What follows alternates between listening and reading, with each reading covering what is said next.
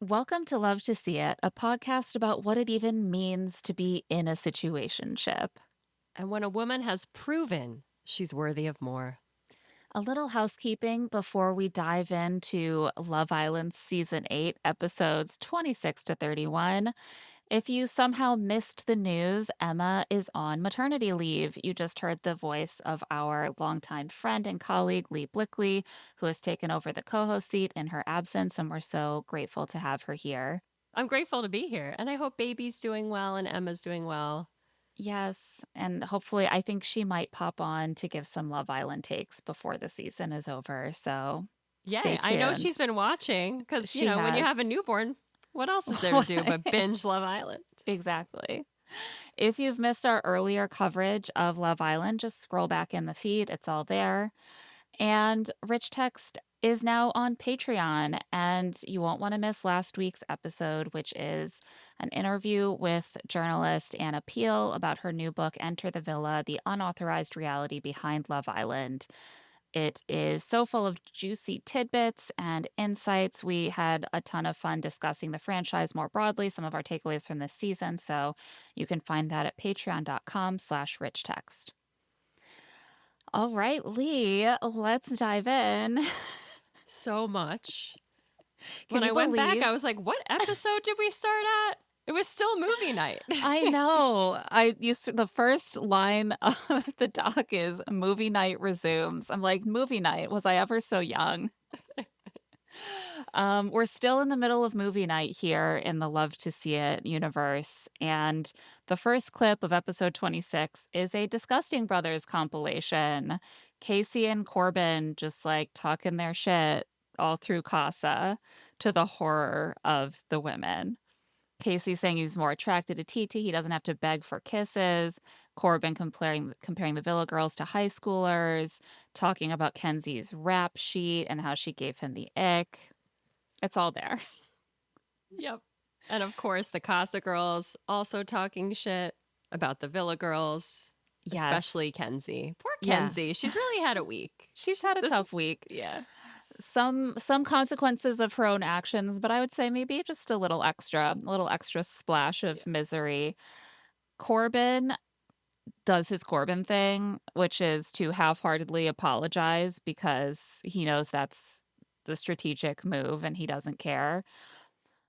But he also excuses himself by saying that exploring his connection made him say those horrible things about Kenzie and the other girls. Yes, because, lots of people pleasing. These men are just, Yeah. they're trying to explore their new connections Yeah. by destroying their old connections. Yeah. And they're just trying to keep everyone happy. And that means that when they're away from the Villa girls, they have to savage them. This also creates some renewed tension with Kenzie and Parmita, because of course Parmita is the one saying like, "Oh, I'm not scared of Kenzie, like whatever." Kenzie is like, "Why would you be scared of me?" And Parmita plays completely dumb about this. She's like, "I said I wasn't. That's Yeah. not a bad thing." I think everybody's just confused. Are you scared? Are you not scared? It's Why are like, you scared? why would you be scared and feel the need to then say that you're not scared? We all know what the implication is here, but you're pretending that you don't. Kayda says that they all said the Casa boys were more mature anyway. Strategic error, Kayda. Wait for them to show that clip. And Zach is immediately like, see, we're the same. So let's all just hold each other accountable. No. The boys will just keep saying the girls acted the same, but they didn't, Zach. Yeah. Well, also, like, if you want to just hold everyone accountable, okay. When the girls are trying to hold you accountable, you deflect and deny. That's not what happens when Kenzie needs to be held accountable. Spoiler alert. Yeah. And that's what happens next. The next clip is Kenzie going back and forth between Caleb and Corbin, telling each of them that she feels like really connected to them. She feels matched with them. We see Kenzie and Corbin secretly kissing while she's coupled with Caleb, then only telling Jen, then telling Caleb that she wants to be more focused on growing their connection. Yeah. And we all, we watch this live, but when it's on Yeah. movie night, it hit different. It surely did. Yeah. The girls seem horrified. The boys seem horrified. Everyone falls silent. And Kayda whispers, "It's okay. It's okay. She already knows she fucked up." But does she? I don't. Does she? Well, I I can understand Kenzie feeling a little bit confused because something that isn't really shown in these clips, but that did happen because I remember watching the show, is that she repeatedly told Caleb that she still had a strong connection with Corbin. She was still going to explore that, and he should explore too. And that gets kind of lost in this montage, but I think it's important context Yeah. because she did give Caleb that information. Yes. And Corbin, of course, is in tune with all that's happening because him and Kenzie were like sneaking around. So Right. he didn't look as sick as the other boys did watching Kenzie's stuff. But still, like you were playing your boy too. Like you knew what you were doing Right. behind Caleb's back. And So later, Corbin is going to act so self righteous about sincere lying. Like, you lied to your boys about yeah. what you were doing with Kenzie just as much as she did. Kenzie tells them all that she really liked Corbin, and then she was paired with Caleb, and he was her type, and she wanted to give it a chance. And that, she was exploring. Caleb says he was blindsided. He was told things that weren't the truth, and he wishes he put more energy elsewhere. And she says that's fair. Like, your feelings are valid. And she apologizes. Then Dylan pipes up. Dylan is piping up a lot in this stretch of episodes, but this is the first time he's like, wait, what I just witnessed between Corbin and Caleb is exactly what's happening with me and Gall. So now he's wondering, is this just Kenzie? Is He's like, this wait, I think this play is about me. I think I'm actually the main character. Dylan, you weren't in the montage. no, you weren't. But he's Romeo and she's Juliet. Yeah, he's. I think in this scenario, she's Romeo and Yeah, he's you're right. Juliet. He's Sorry, like, there TT. were maidens before me. I don't understand. Yeah, he's like, I feel like I just witnessed this same experience I just had, and it makes me wonder if it's going to keep happening. And Kenzie's like, that's valid, but my intentions were never to hurt anyone. I was just trying to explore and be myself. And a kiss is just kind of like a handshake to me. It's just to like explore chemistry. Caleb winces. What did you think about the kiss is a handshake Okay, it didn't thing? really it It didn't bother me that didn't like much really because bother me. isn't that Love Island? Like they're all making out with each other. The amount of spit that's being swapped between this crop of people. It's Yeah, like it's the norm. So I get what she meant by that. It's just like I need to see if there's a connection or if it's worth exploring. So I'm going to make out with him. And clearly Gall maybe it wasn't a great makeout anyway. So maybe it's yeah. better for Dylan that she did that. You And then she gotta told him flat out. So I don't right. know. You have to kiss all the frogs. I mean, it just is funny to me to see everyone reacting in such a prudish way. Like, oh, a kiss is a handshake. Oh my God. Like, you all have made out with each other. That's how you're introduced to each other. It's sort of like the thing you do the first time you meet someone and learn their name, almost like a handshake. Yes. But, us commoners on the streets aren't going to go up and just make out with someone instead of shaking their hand first. But this is Love Island. It's Love Island. And I don't know, did she even get to kiss Gall? Because there were 12 Casa boys. I don't think that they all made out. Unlike almost every other pair of people on Love Island, I don't think they had actually kissed when they met. Yeah, the limited handshakes. Right. She's like, I didn't get my handshake. It's time to test your grip. I can't believe I'm coming around to being defensive of Kenzie this episode, but I think it's just because Dylan is playing the victim so hard about stuff he Yeah. was not involved in. Yeah, I have really I've always had a soft spot for Kenzie, I have to say, which might get me in trouble. But this week I just kind of felt bad for her. I felt like she was getting it from every direction, from the Yeah. boys, from the girl. So I Well, don't know. I do feel that like the girls really try to support each other, but they also feel it's incumbent on them to hold each other accountable when they see this kind of behavior. I think the boys are much more of a united front. Hmm. And so they're usually not catching it from every direction in the way that the girls are Yeah, when Kenzie they mess also, up. she seems a little like out on the outskirts of the Yeah. core girl group. Yeah, some of that is her fault because Mm-hmm. she has done some of them dirty in the past. The next clip is Melanie and Sincere in Casa. Her breakfast date kiss with Corey, Sincere romancing Amora, sweet talking her, kissing her, saying he wants to emerge himself in the process. Yeah. Another open the schools moment. Yeah.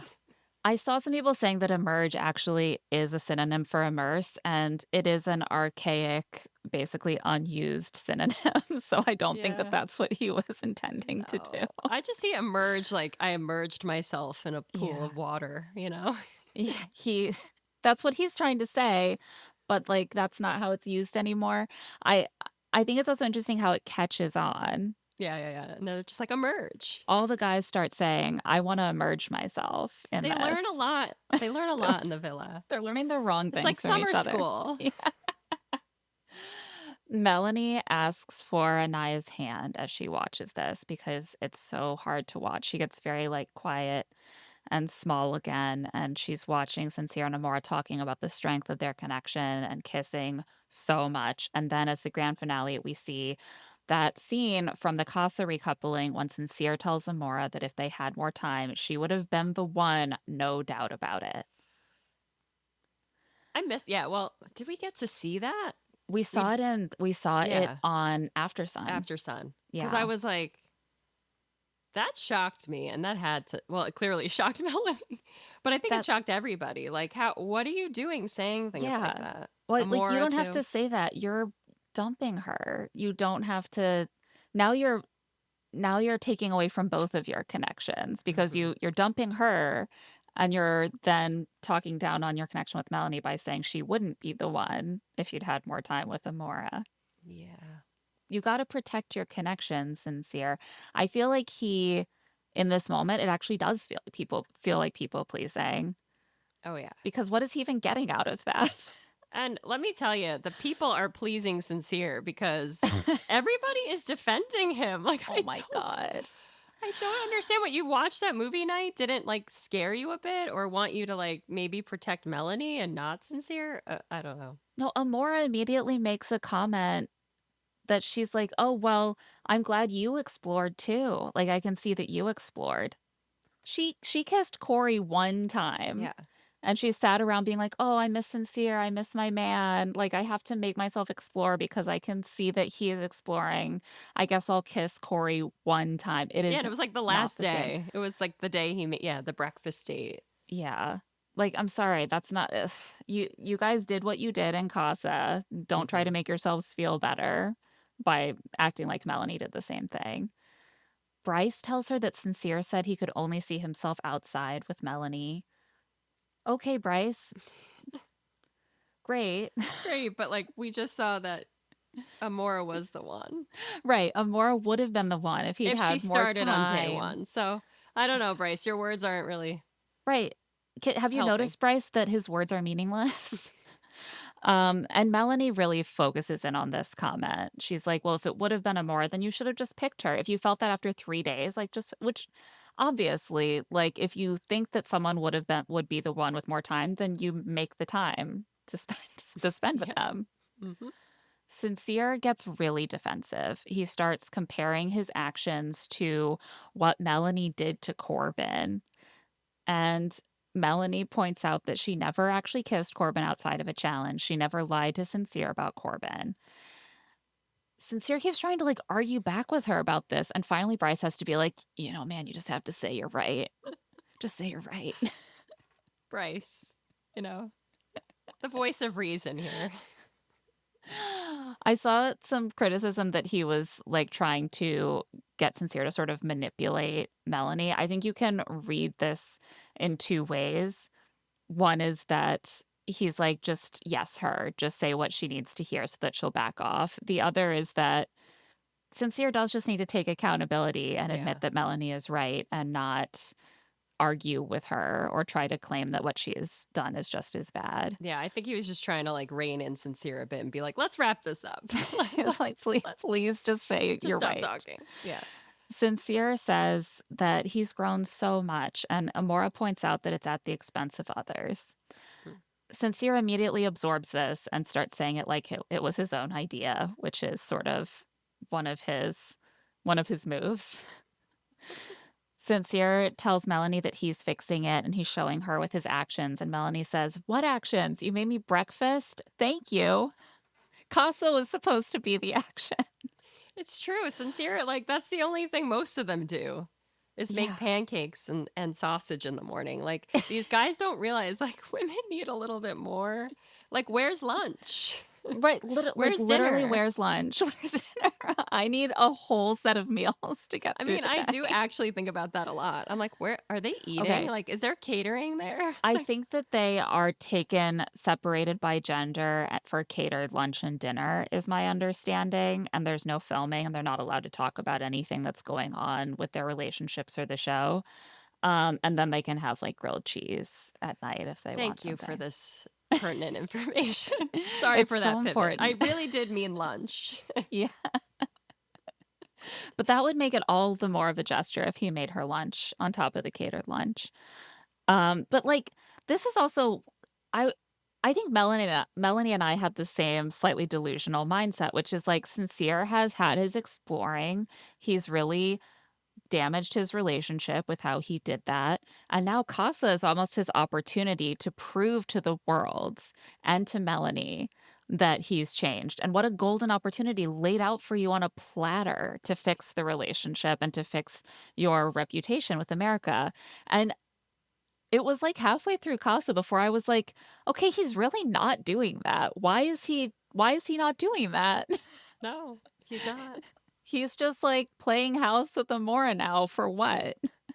It was quick too. All the boys in Casa really found their mates quick and then kind of just forgot that Yeah. they had these really strong connections. But yeah, Yeah. Sincere's number one. Like I think he can only deal with one woman at a time. He cannot balance He lacks object permanence. even his It's own like, mind. He can't balance. Like we said, yeah. he's Jekyll and Hyde-ish. That's why he's always struggling with these sort of elaborate metaphors where he's trying to like come to grips with the possibility that there could be two pies, that there could be two fishes. And like you can look at two fishes and know that there are two fishes. And so relationships are sort of the same. It's like it's not natural for him to sort of remember that Melanie exists when she's not there. He has to Yeah, compare her to food to make that happen. a true philosopher. So by the end, Melanie is on her feet yelling at Sincere that she looks like a fool in front of America. She's clutching her like loose drapey bodice to her front to keep her chest covered.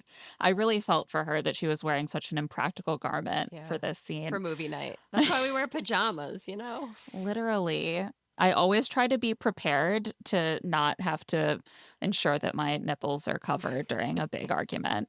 And this is the grand finale of movie night. She runs off. Anaya chases after Melanie. She's sobbing. She's saying she looks stupid. Anaya says that Sincere looks stupid. He bamboozled everybody, not just you. And he's lustful. It's all about lust. It's all lust. Yeah. If it weren't about lust, I guess it would be fine. But that's a deadly sin, so we can't have lust. We can't have lust here. Melanie tells the group that Sincere is a good person, but he hasn't been honest. He hasn't been sincere. He hasn't been sincere. That's the one problem. Other than that, he's really good. Back with the group, Amora says she was upset when she didn't get chosen, but she could not subject herself to that treatment. And she says, I wouldn't be in Melanie's position.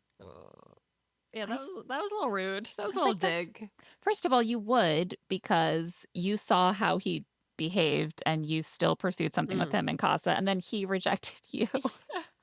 So you would have done the same thing. Right. But let's not slam Melanie for not really realizing how bad it was. Right. I feel like a lot of this season has turned into blaming women for being manipulated by men, and I know it's hard, it's exhausting to see women making bad decisions, but it feels like a backslide to be in a place where we're talking about how Melanie is just dumb and she can't be saved. She's not making good decisions. She's Yeah. being manipulated by a man who is dishonest and leading her on. Like, let's have a little solidarity. Yeah. It's kind of like what we're seeing too with Kayda and just Mm, being manipulated by America's vote. You I know, she turns on everybody. So, oh, the Kata situation is so sad. Um, Back on movie night, the Casey and Anaya fallout from last week was really bad. Like she yelled in his face, he was very defensive. So after everyone scatters at the end of movie night, she approaches the boys and I thought very kindly apologized to Casey for getting in his face. And she does it in almost like a clinic on apologizing. A lot of the boys in the house and Kenzie could really take some notes. She says that she's sorry for getting in his face. She names what she did. She says it was disrespectful. She says he didn't deserve that. And she does not make any excuses. this was amazing. I was I like, took notes. I was like, you know what? That's a classy lady right there because she didn't have to do that after what Casey did, but it just shows her character. yeah, I think a lot of people would still be heated in that moment and would not be prepared to see any wrong in what they did. And she not only was ready to do that, she did it without reservation. And it's only when she apologizes Yeah. that he apologizes for standing up in that confrontation. And he says, "Well, but I didn't feel heard." And she's like, "I understand that." hmm As she leaves, all the boys are like, "Wow, that was like really respectful of her. Good for her." Yeah. Wow. The wheels are turning. Can you believe someone just did that? What a good idea. That could really help the situation in here if more people did that. Casey then tells the camera that he can own that he said messed up things and he was hurtful. And later he tells Titi, "That was really bad. Seeing myself like that, I didn't like that because that is me." I was like, yes, yes, Yes. good. Yeah. He really is like grown in the last what 2 hours of movie night? Like I feel like when he saw his actions and his words like in front of everybody and saw how everyone else was reacting to what he was doing, I think it finally clicked like, "Oh man, that was bad." Like I don't think he realized how bad it was like he when he was defending himself when he first got back to the villa. Yeah, that's certainly my hope. And like we've given Casey a really hard time for the switch up when he left Anaya, for the way he spoke and moved in Casa, for kind of the red pill glimmers that we've been seeing from his behavior. But I also don't think that people are ever beyond helping. I don't think that a 23-year-old guy who's listened to some like manosphere rhetoric and who has internalized some of this thinking, I don't think that that means that we should give up on them. And I think that accountability like this is actually really important. And this is the first time we've seen that. Like we've seen some of the guys look at Casey and Corbin sideways, and you can tell they're thinking, oh, he shouldn't be saying that, but they don't say anything. But in this moment, everyone is seeing the way he's talking. He's looking around and he's like, oh my God, I look like an asshole. Yeah. That Yes, can you help you do. grow. It can. And I feel like the Casey we saw initially wasn't the Casey in Casa. So when he did kind of disappear a bit, or not even disappear, just kind of show some true colors, it irked not only like the villa, but like the audience. Like I was like, wait, Yeah, what happened to Casey? I know. And then my fear is that like he's putting a mask back Yeah. on. Like I hope that he's genuinely taking in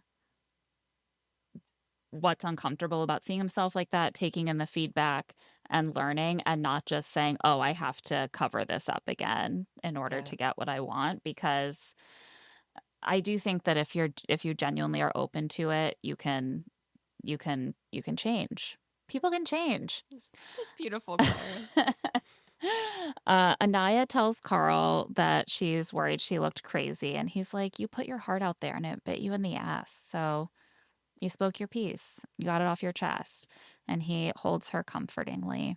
At bedtime, Anaya tells the girls that Carl gave her more comfort than Casey ever did. He really is this like pillar for her. He Yeah. brings her this peace. We were talking Yeah. about that. He really does. I love him. I know. And I think there's something about what they have that is just a little bit more compatible, but I also think that there was a way in which it always felt like Casey was telling her one thing and behaving another way, where he was kind of putting two things out there at the same time, and it gave her a lot of unease in their connection. And Carl is very consistent and clear in a way that like relaxes her nervous system. We all need that in a partner. Mm-hmm. Uh, there's some Zeta fallout because she figured out that he lied to her about his bombshell leaving the villa early, or leaving Casa early. And she's like, "You left that information out. I'm pissed." Zach very quickly gets defensive and is like, "It doesn't matter. I had decided I didn't lie. Like, I didn't actually like exploring with her in Casa. I thought of you every time we kissed." And Kayda says, "I feel so much better." These two. And he's like, "Oh, is that sarcasm?" And she's like, "Yeah." And then he says, "You look really nice today." And she And right? smiles. She immediately slides in for the cuddle. This, what?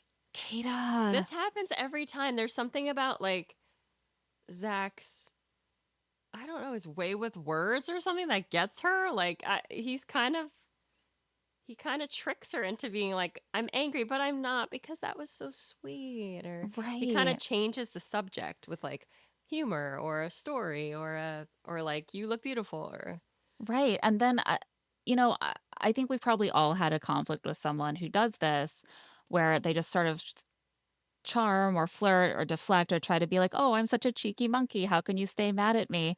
Their way out of actually resolving the issue that you're discussing. And then you feel like, "Oh, if I keep bringing attention back to that, I look like a nag. I can't let things go. Why can't I just drop it?" But the result is that I don't think we've ever seen Zach and Kayda actually talk their way through an entire issue and find common ground or have proper apologies. Like, he's always just segueing them off into something that will just make him feel better, make yeah. her drop it. Yeah, because she's an emotional person, which rightfully so in there. I'm sure there's a lot of things going on that spark Mhm. emotional breakdowns, like America wanting to vote you out. But he doesn't really like give her that time to just kind of sit with it. He's always trying to like move on or figure out a way to be like, okay, Kata, like maybe it's this and it's fine. Like we know what we have. That's their number one line. We know what we We know have. what No we one else have. needs to know. There is obviously some Kenzie fallout after the movie night. Dylan tells the guys that he still likes Kenzie. He still wants to take this to the end, or he wants to explore this on the outside. And she likes him, but also three other guys apparently. Anaya tells Kenzie that leading Caleb on was messed up, but she does give her credit for owning it. And Kenzie honestly just seems more shaken than remorseful. She says she feels bad. She, to me, more than anyone, seemed just like deeply questioning her reality from that movie night. Like, she just seems so confused and unsure of herself all of a sudden. Yeah, I feel like she didn't realize that what she was doing was like that bad. I don't think I think she was Yeah. just like, I'm here in Love Island. I'm going to explore every new person who comes in. Caleb was my type. So like, of course, I have to try it out. Yeah. Yeah, and I think in a way she's right. Like, I think the one thing that she knew was kind of messed up was that she and Caleb lied to everyone about their kiss. She's Oh, like, "I Corbin, told yeah. everyone," Corbin. Yeah. She's like, "I told everyone about everything else." Um, but it doesn't look good when it's all stacked up like that and no one else is moving that way except for Sincere. Yeah. The Casa girls and the Villa girls seem to be kind of growing closer and settling their beef. TT tells Anaya that she would feel the same way seeing all that she saw at movie night, but she's like, "Casey also said good things about you and not just bad things." And they hug. The boys strategize with Sincere about how he's going to handle Melanie's rage And they're kind of encouraging him to maybe be a little chivalrous. Bryce is like, well, if Melanie is in the bed, you get in the bed. If she's in soul ties, you give her the bed. Mm-hmm. And they're all like, okay, good idea. And then Sincere takes the bed and lets Melanie sleep in the owl-infested outdoors with the mosquitoes. I wouldn't know if there was an owl hovering over me, I would run right back inside and be like, "You go outside. Literally. Fuck you. This Get is out of my bed." evidence. Later, he's going to say in a recoupling that she always puts his needs over hers. And even in this moment, like, she doesn't go in and tell him to sleep outside. She's like, I will just find a different part of the Couch. outside, a different couch where the owl is not immediately proximate. Oh my god. I do hope they turn. I know I see them turn down the lights, but let's hope those neon signs were really dim for I Melanie that know. night. Poor Melanie. This made me I wonder if she I also wonder if she's maybe giving him opportunities. Like, instead of demanding that he sleep outside, this is an opportunity for him to do exactly what Bryce said, which is go get her and be like, no, you're sleeping inside. And he doesn't. Like, Nope. whenever there's an opportunity for him to actually sacrifice or show her something, he doesn't. So the fallout continues the next day. In the morning, Casey tells Corbin and Caleb he's going to apologize to Anaya because he was disrespectful. He's like, I said hella bullshit. And he says she did say things, but none of it was about him.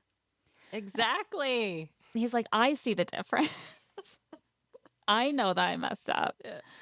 So that night he pulls her for a chat and she's like, Grandmama's coming. I love her so much.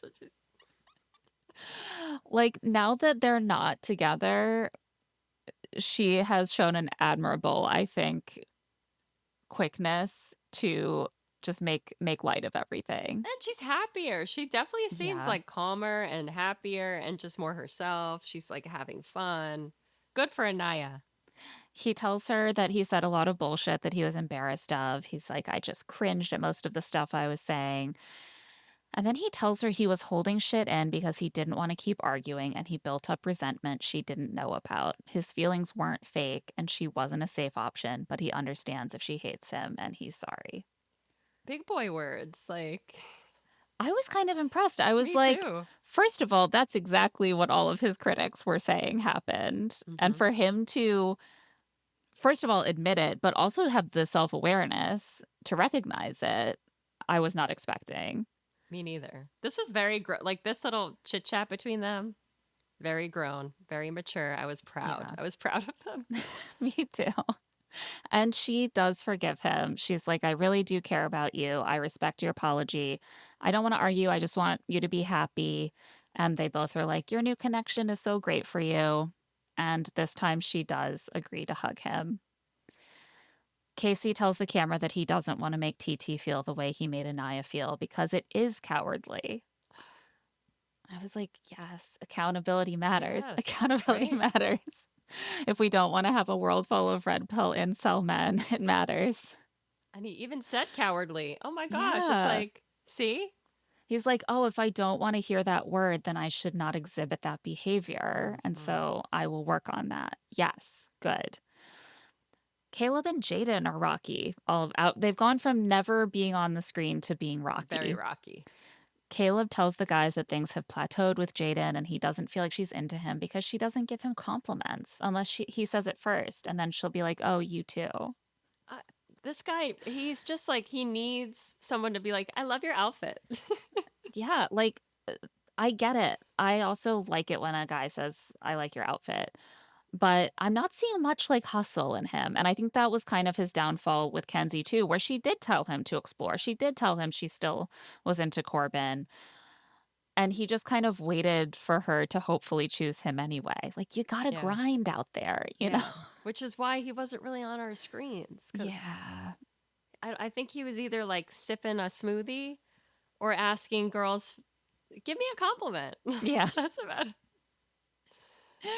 Yeah. Well, Corbin will ask for the compliment, and Caleb will just be like, it's weird that no one's giving me compliments. Kenzie has to keep facing consequences and various lectures. everyone wants to let Kenzie know what she did wrong. And Kayda talks to her. Kenzie says she just came in to explore. And Kayda says, well, honesty is important. You are giving a little sincere. So Kenzie clearly doesn't quite feel that way, but she doesn't really know what to say. Mm-hmm.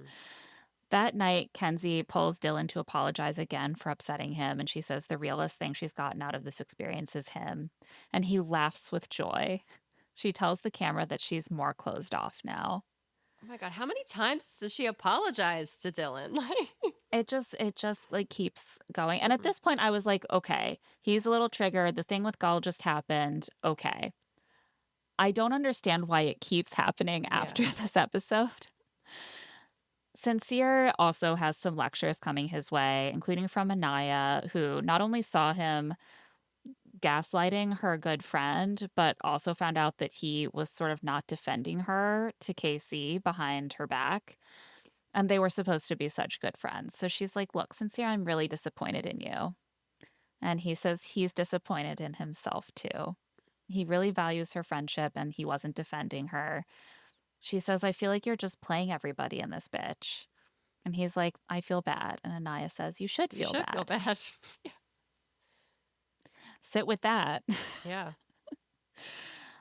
I appreciate that we're like starting to see more of these friendships. It almost feels like we had to get to the point where there were friendship betrayals after Yeah. movie night to see any of these opposite sex friendships because that hasn't really been part of the show. Partly because I think we're mostly seeing the men not being there for their female I know, friends. which we haven't seen in past seasons, but Yeah. we really had no idea like who was close with who.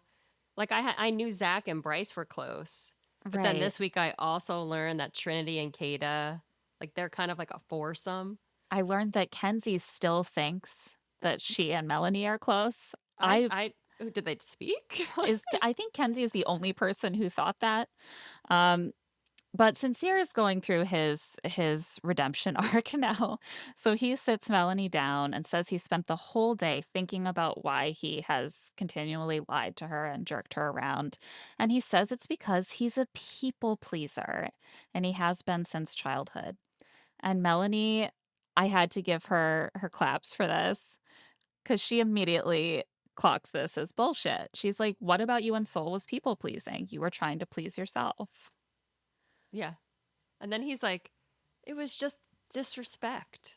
Right. So your whole answer about how the disrespect comes from people pleasing is obviously not true. So like look deeper. I'm like, what do you know what people pleasing is? Because you're pleasing you, people. Right. Like you're the person being pleased. If you think like you're people pleasing Melanie at all, that's just not the case. Like I didn't understand his logic here at all. I was kind of spinning out in my mind. Like, I don't what? It, I, I'm which is seeing what this. Melanie says, but Yeah, and I think she is one of the only people I see call this out, but a lot of men this season use I'm a people pleaser as kind of an excuse for manipulating people. Like telling people what they want to hear to get what you want out of them is not people pleasing. yeah. Like people pleasing might often involves like actually putting your own needs second. And that's Yeah. something Sincere has never done. He's always getting what he wants out of that interaction. So that's not people pleasing, that's No, he's manipulating like, yeah, people.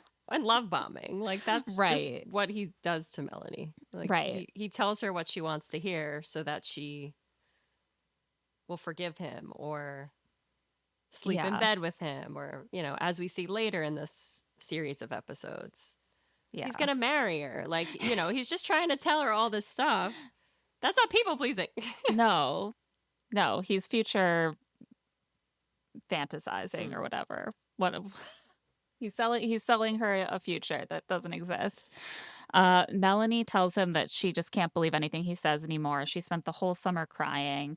He's like, I'm disgusted with myself. And she's like, you should be. Sincere has come just prepared to agree with all of this time. So he's just like, yep, He's absolutely. got Bryce like right on his shoulder. Just, you're right. Say you're right. Melanie does, however, seem prepared to move on, and I'm feeling good. I'm like, yes, let him go. She's like, you don't deserve to be with me. You should learn your lesson by losing me. But it is starting to feel, I'm like, is she about to let him go, or is she doing what I do with my toddler, where I'm like, I don't think you deserve an ice cream sandwich after the way you've behaved. And I really hope that you stop behaving that way right now so that you can have this ice cream sandwich. You know, like, she's like, I think this is what your consequence should be, but she's not giving the consequence yet. No, that's same here, Claire. It's like, you can have this ice pop, but you were bad today, so you can have this ice pop. But mommy really needs some peace and quiet, so you Exactly. will get the ice pop. As long as you immediately stop. Yes, just Please. stop right now. She tells the camera, crying, that she feels good with Sincere, but he made her look stupid. Melanie. I was hoping Melanie would walk away at this point. I know Yeah. it was be tough, but I was like, I feel like she might. Yeah. It was so close. It just seemed like she was so close to taking away that ice cream sandwich. I'm Sincere now. I'm using a food metaphor for Melanie. Melanie, you're the ice cream sandwich. Look at yourself. You don't feel good with Sincere. No. You are The crying. ice cream is dripping down your arm. Like, you are the ice cream drip. Put yourself back in the freezer. Take a napkin, right? Wipe it up. But her friends keep urging her to keep trying, even though she's like on the precipice of leaving. And she even sits down with Bryce, again, a friendship I did not know existed. And he's like, your feelings are valid. You should take as much time as you need.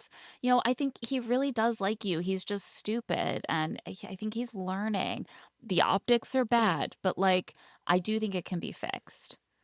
Bryce, stop it. This cannot be No. fixed. They all should have just been like, yeah, that was, I think it's time for you, Melanie, to move on. You're better than this. As she Yeah. knows, she knows too that she deserves more. Yeah, she tells Bryce, everyone keeps telling me Sincere likes me, but it's hard to believe. So they've all come together to convince her that it's true. Why? And the thing is that I do think he likes her, but that doesn't mean that he's going to be a good partner to her. No, and we've all been in those situations. We all, she likes him. Yeah. There's no doubt about it. They have chemistry. I've dated people that I've really liked that I knew were bad for me, but you stick around. It's just a part of growing. It's a part of growing and learning what you deserve. Meanwhile, Corbin and Parmita are getting to know each other even deeper. He says he feels, quote, like I got a box of deep secrets in my body, and I just pick one to tell you. It's full of secrets. He's a mine of secrets. he's literally like, I'm not a human. I'm a box of secrets, and I will pick one to tell you via algorithmic random selection. And I'm hot. And I'm hot. She's like, do you feel like you know me well? And he says, no. But he does know she is family oriented about her siblings. But they're closed off because they are meant to be they just mesh. They mesh so well because they know everything about each other and that they're hot. I almost wonder if he was playing this a little bit because they knew each other before. Yeah. Is he saying, oh, no, I don't know you well, because he's aware that they're only supposed to have known each other for a few days? Or what is happening? Or did they close off when he only knows that she's hot and family-oriented specifically about her siblings? And like to work out. That brings us to the end of episode 26. We're going to take a quick break. When we get back, the rest of Love Island this week. And we're back. So episode 27, things have calmed down after the chaos of movie night. Anaya and KC are good now. She tells Melanie and Trinity that she and KC have made up. He apologized. And KC tells Sincere and Corbin that Anaya was more understanding this time. And Sincere says she probably needed to see him feel like shit all day. It probably didn't hurt, but... Probably didn't hurt. I mean, it does suggest oh, he does actually feel remorse and he doesn't think of me as beneath his notice. But also that is what Anaya said to Sincere, I think, too, that he deserved to feel bad. Sincere just absorbs information from others and then throws it in his pocket, and he's like, I'm going to use that one time. Yeah. In a way, Sincere is the real Chat GPT. We've got a Sincere GPT on our hands. Casey admits it would have gone more smoothly if he'd been more honest from the beginning. And Sincere's like, I think for me too. Everyone really wants Melanie to take Sincere back. And how, of course, like he's on the precipice of learning that it's good to be honest. Like he's so close. She tells the girl she's super torn. She likes him so much, but she doesn't think he deserves to have her back. And Trinity is like, just try. Just give him a chance. Why? Why? People have been telling Melanie to try harder with Sincere since like week 1. Since day one. Let this girl choose peace. Yeah, let her fly. Sincere tells the guys that he has to rebuild the house of their relationship because it currently has straw as the foundation. And this time he has to build it brick by brick. No, this is more Three Little Pigs. How do I make a strong house? Which material should I build with? According to the Three Little Pigs, a brick house is the Nursery rhymes hold all the wisdom in the world. That night, Melanie is still agonizing about Sincere, and Anaya tells her that she won't tell her to end it because she still roots for them. And Melanie goes around to different islanders asking if she should get back in the bed with Sincere. And finally, she does. I'm like, See, I just want Melanie, just think about yourself. Think about your own feelings and stop asking for validation from your friends. Yeah. Like she just wants people to be like, yeah, you should stay with Sincere. Or yeah, you should do this. But she's so much smarter when she just thinks. I know. She has really good instincts. She really does. She Questioning helped them. Anaya. She helps so many people with, like, she has great advice. Yeah. But I it's don't hard know. to take your own advice. I get that. It's frustrating too, because I'm like, even if you guys work it out, which you shouldn't, like, he's not taking any of these opportunities to show that he'll be there for her. Like, so she's like given in. She's sleeping in the bed with him, but she never got the evidence that he would put her first and let her sleep in the bed while he sleeps in soul ties. Like it's just she's ending up slow walking back into giving him everything he wants and getting none of the actual reassurance that she needs. Mm-hmm.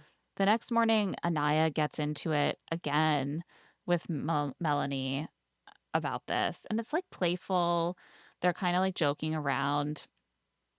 But Anaya's being like, oh, I'm Team Sincere. And Kayda says, what about Team Melanie's feelings? Yes.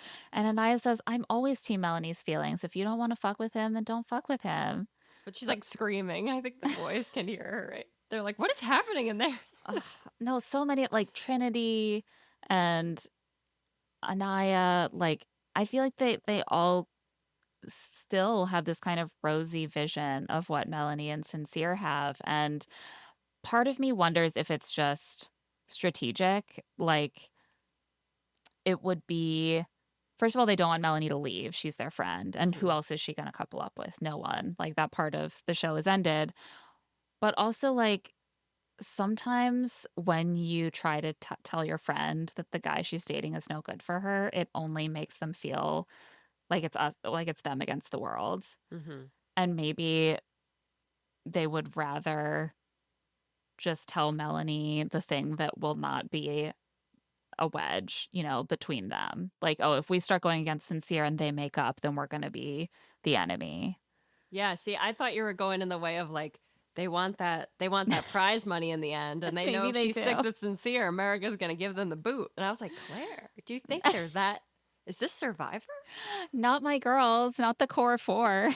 They would never. Sincere appears with a flower. He's left a trail of rose petals to say less, where there's a little tiny breakfast for Melanie.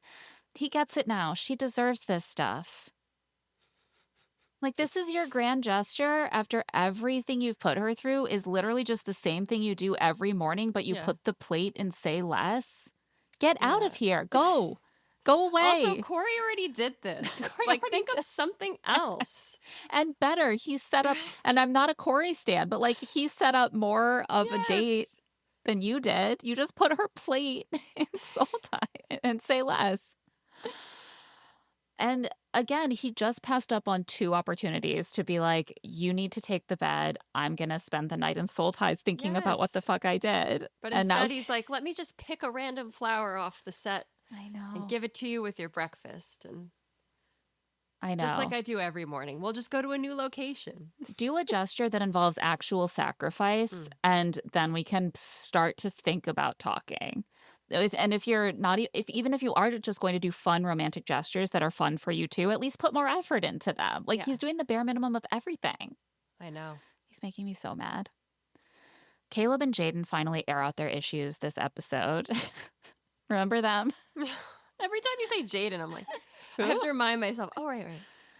No, no Uh, shade to Jaden. It's just, she's barely on the show. yeah, Like, it is what it is. Caleb confides in Trinity and Bryce that he feels like Jaden isn't actually into him. She doesn't talk to him, and when she does, it's almost argumentative. And he chooses to tell them this while Jaden is a few steps away and can hear them. Tactical error. did he not see that she was right there? So she finally confronts him about it. She's like, "We need to talk." And she's, first of all, just mad that he's been talking about it to other people instead of her. I think this is a little unfair. They all sometimes need to get gut checks from their Hmm. friends about their connection. It is weird that he did it where she could hear, Yeah. but Again, maybe he thought it was someone else. yeah, one of the other blonde women. Oh gosh. And he says, "Well, I'm concerned because you won't compliment me, you won't cuddle me, you won't take pictures with me." And Jaden says, "Well, you only ever want to talk about how our connection is instead of growing it Like by actually talking about like other stuff." making a connection. She's like, "Whenever we sit down, you're just like, how's our connection?" I did love this though, because I was like, she's right. Like that is how it is with him. She's right. I wonder if Caleb suffers a little bit from like, I do think there can be an impression that on The Bachelor or on Love Island, that's what everyone's talking about because those are kind of the plot advancing Mm. conversations. Those are what we're shown. But obviously, to develop the connection, you have to spend hours talking about other things. Does he think he's Yeah. doing Love Island by just sitting down and being like, "So, Yeah. how's our connection I today?" think yeah, he's definitely like in The Bachelor. He's not realizing, like, you're with these people day in and day out on Love Island. So you have Right. plenty of time to chat. In The Bachelor, you see The Bachelor once, twice a week. Yeah. And then Uh, you pull them aside and you say, yeah. "So, How's our how's connection? our connection?" I think Caleb's just like doing his own thing every day. And then he's just like, hey, Yeah. Jaden, can we check in on Yeah. our connection? And then he goes back and tells the guys that he's not going to pour into Jaden if he's not even sure if she likes him. What is And he the way, pouring? what pour, like, it makes it, he's like, she wants me to like talk to her about other stuff, but I'm not going to like do that if she doesn't even like me. Well, how is she going to start liking you if you don't have conversations with her?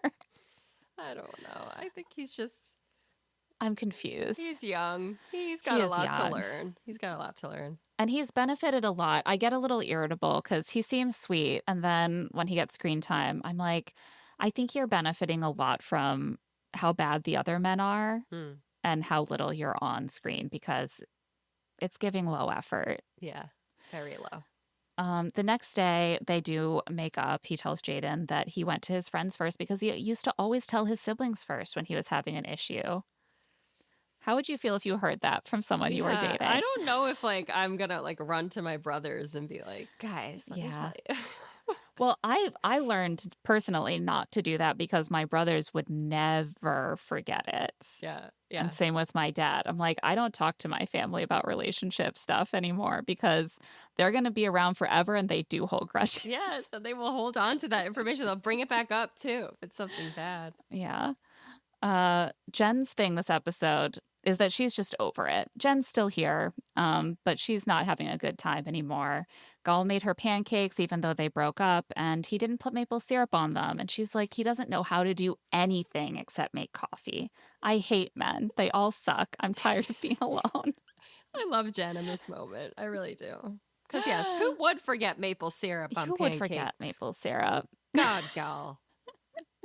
There's barely any sugar in pancakes, She's though. just over it. She's been over it since Gabe left. She's just like, Yeah. fuck this place.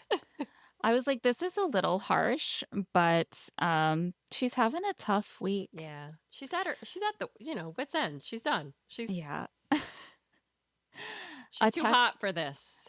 something that was interesting to me is that I feel like people have been very hard on a lot of the women who ever asked for more or are dissatisfied or, um, you know, aren't just like emitting positive energy all the Mm. time. And then Jen was just like bitching constantly this episode, and people were like, "That's my girl, Jen." And I was like, "Why? Why is Jen getting such a good response here?" I want to unpack that a little bit. Not that I disagree with her, but it's almost like being an angelic-looking blonde really gets you a lot of Gets you for leeway. yeah.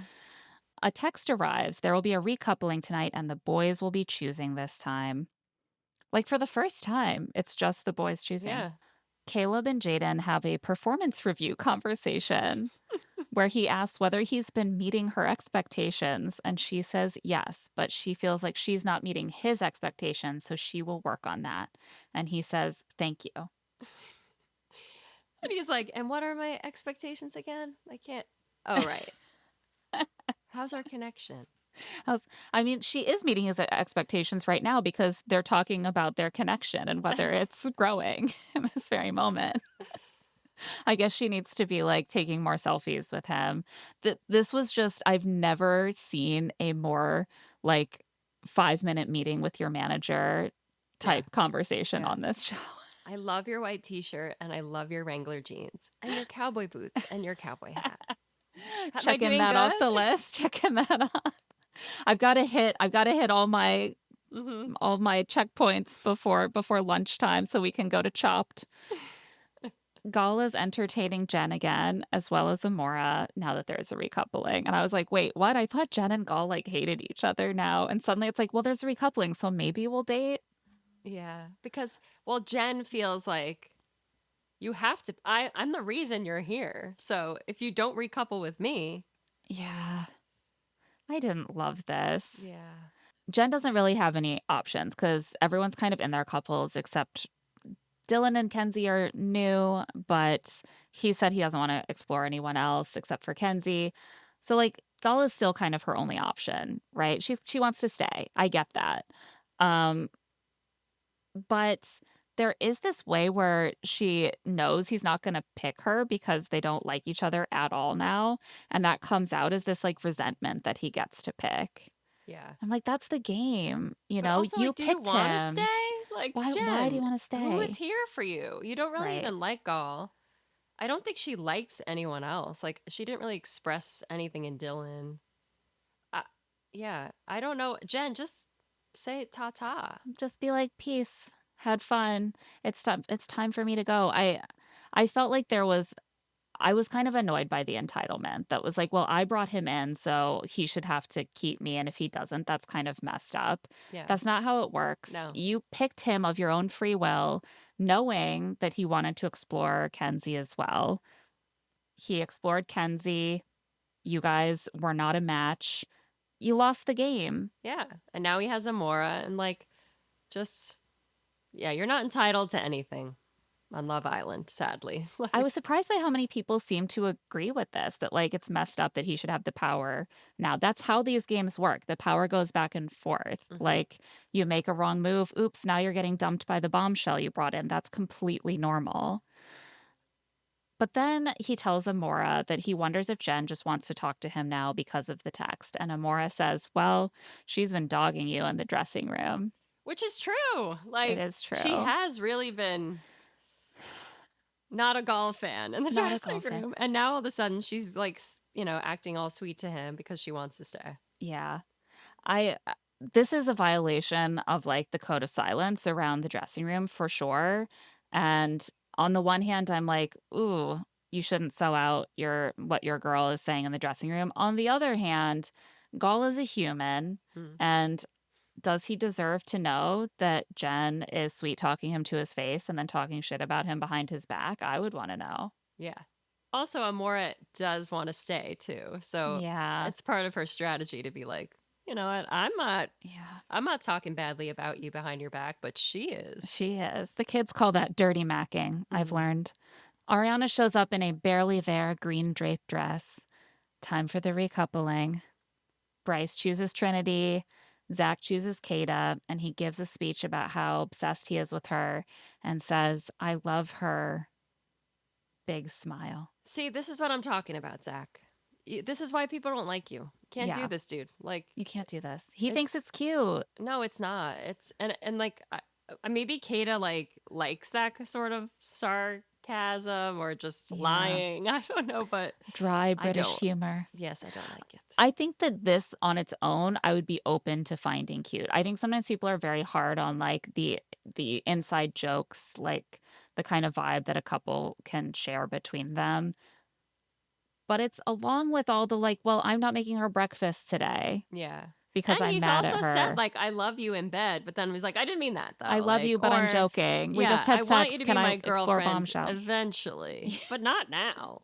Like it's Exactly. all these like little digs at her that we're seeing, but she's not processing. Right. Like he's dangling that carrot. Corbin chooses Parmita, Dylan chooses Kenzie, Carl chooses Anaya, saying that revenge is sweet, but she's a little sweeter. Casey chooses Tiara, saying she always has his back. Sincere chooses Melanie, saying she's always put him first, even before herself, like Yeah. when she slept with the owl. Caleb chooses Jaden, saying he wants to work through their speed bump.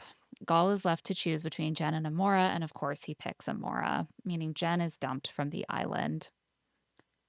Then Ariana reveals that 4 more islanders are leaving. So they send off Jen, who's like, I'm just glad to not be leaving alone. And I was like, oh, she knows Gall is toast. Yeah. The dumping part 2 is very elaborate and takes Forever, forever. but like we need to see I everybody. I almost feel like they could have just done this via text. And I Yeah. know that like the UK version has often historically been a bit more cutthroat. Like they'll just like text people like you're dumped. Yeah. Or Or just it'll like be text us who you want to dump and then just right. reveal it. Like I don't know if we needed to see them like and it was also very cruel to like have to do that. Well, that's why they did it this way for the psychological to Yeah, break everyone torture. down. Yeah. But it took a long time. So basically each couple decides within themselves, between themselves, which 2 couples are least compatible. Then they have to go up to that couple and tell them why face to face and then put the little heart that each of them is holding into a broken heart like holder so that the heart is broken, and they each have to do this. Each couple has 2 hearts for each choice. It's like a lot of moving It's a lot pieces. of props. It's a A lot lot of of props. sets. Thank you, set designers. Like the work they're putting in with these big screens and all these little I know. stages. I know. I'm impressed. I'm always impressed with the Mhm. structures they come up with. So Anaya and Carl go first and they choose Amora and Gall and Jaden and Caleb. And I was like, yeah, these Yeah. are going to be the 2 couples who go home. They're not like interwoven enough into the social fabric. Amora and Gall are barely even a couple. They're not a They're not couple. couples. They're not a Yeah. couple. Yeah. Bryce and Trinity choose Amora and Gall and Jaden and Caleb. Jaden and Caleb choose Amora and Gall and Kenzie and Dylan.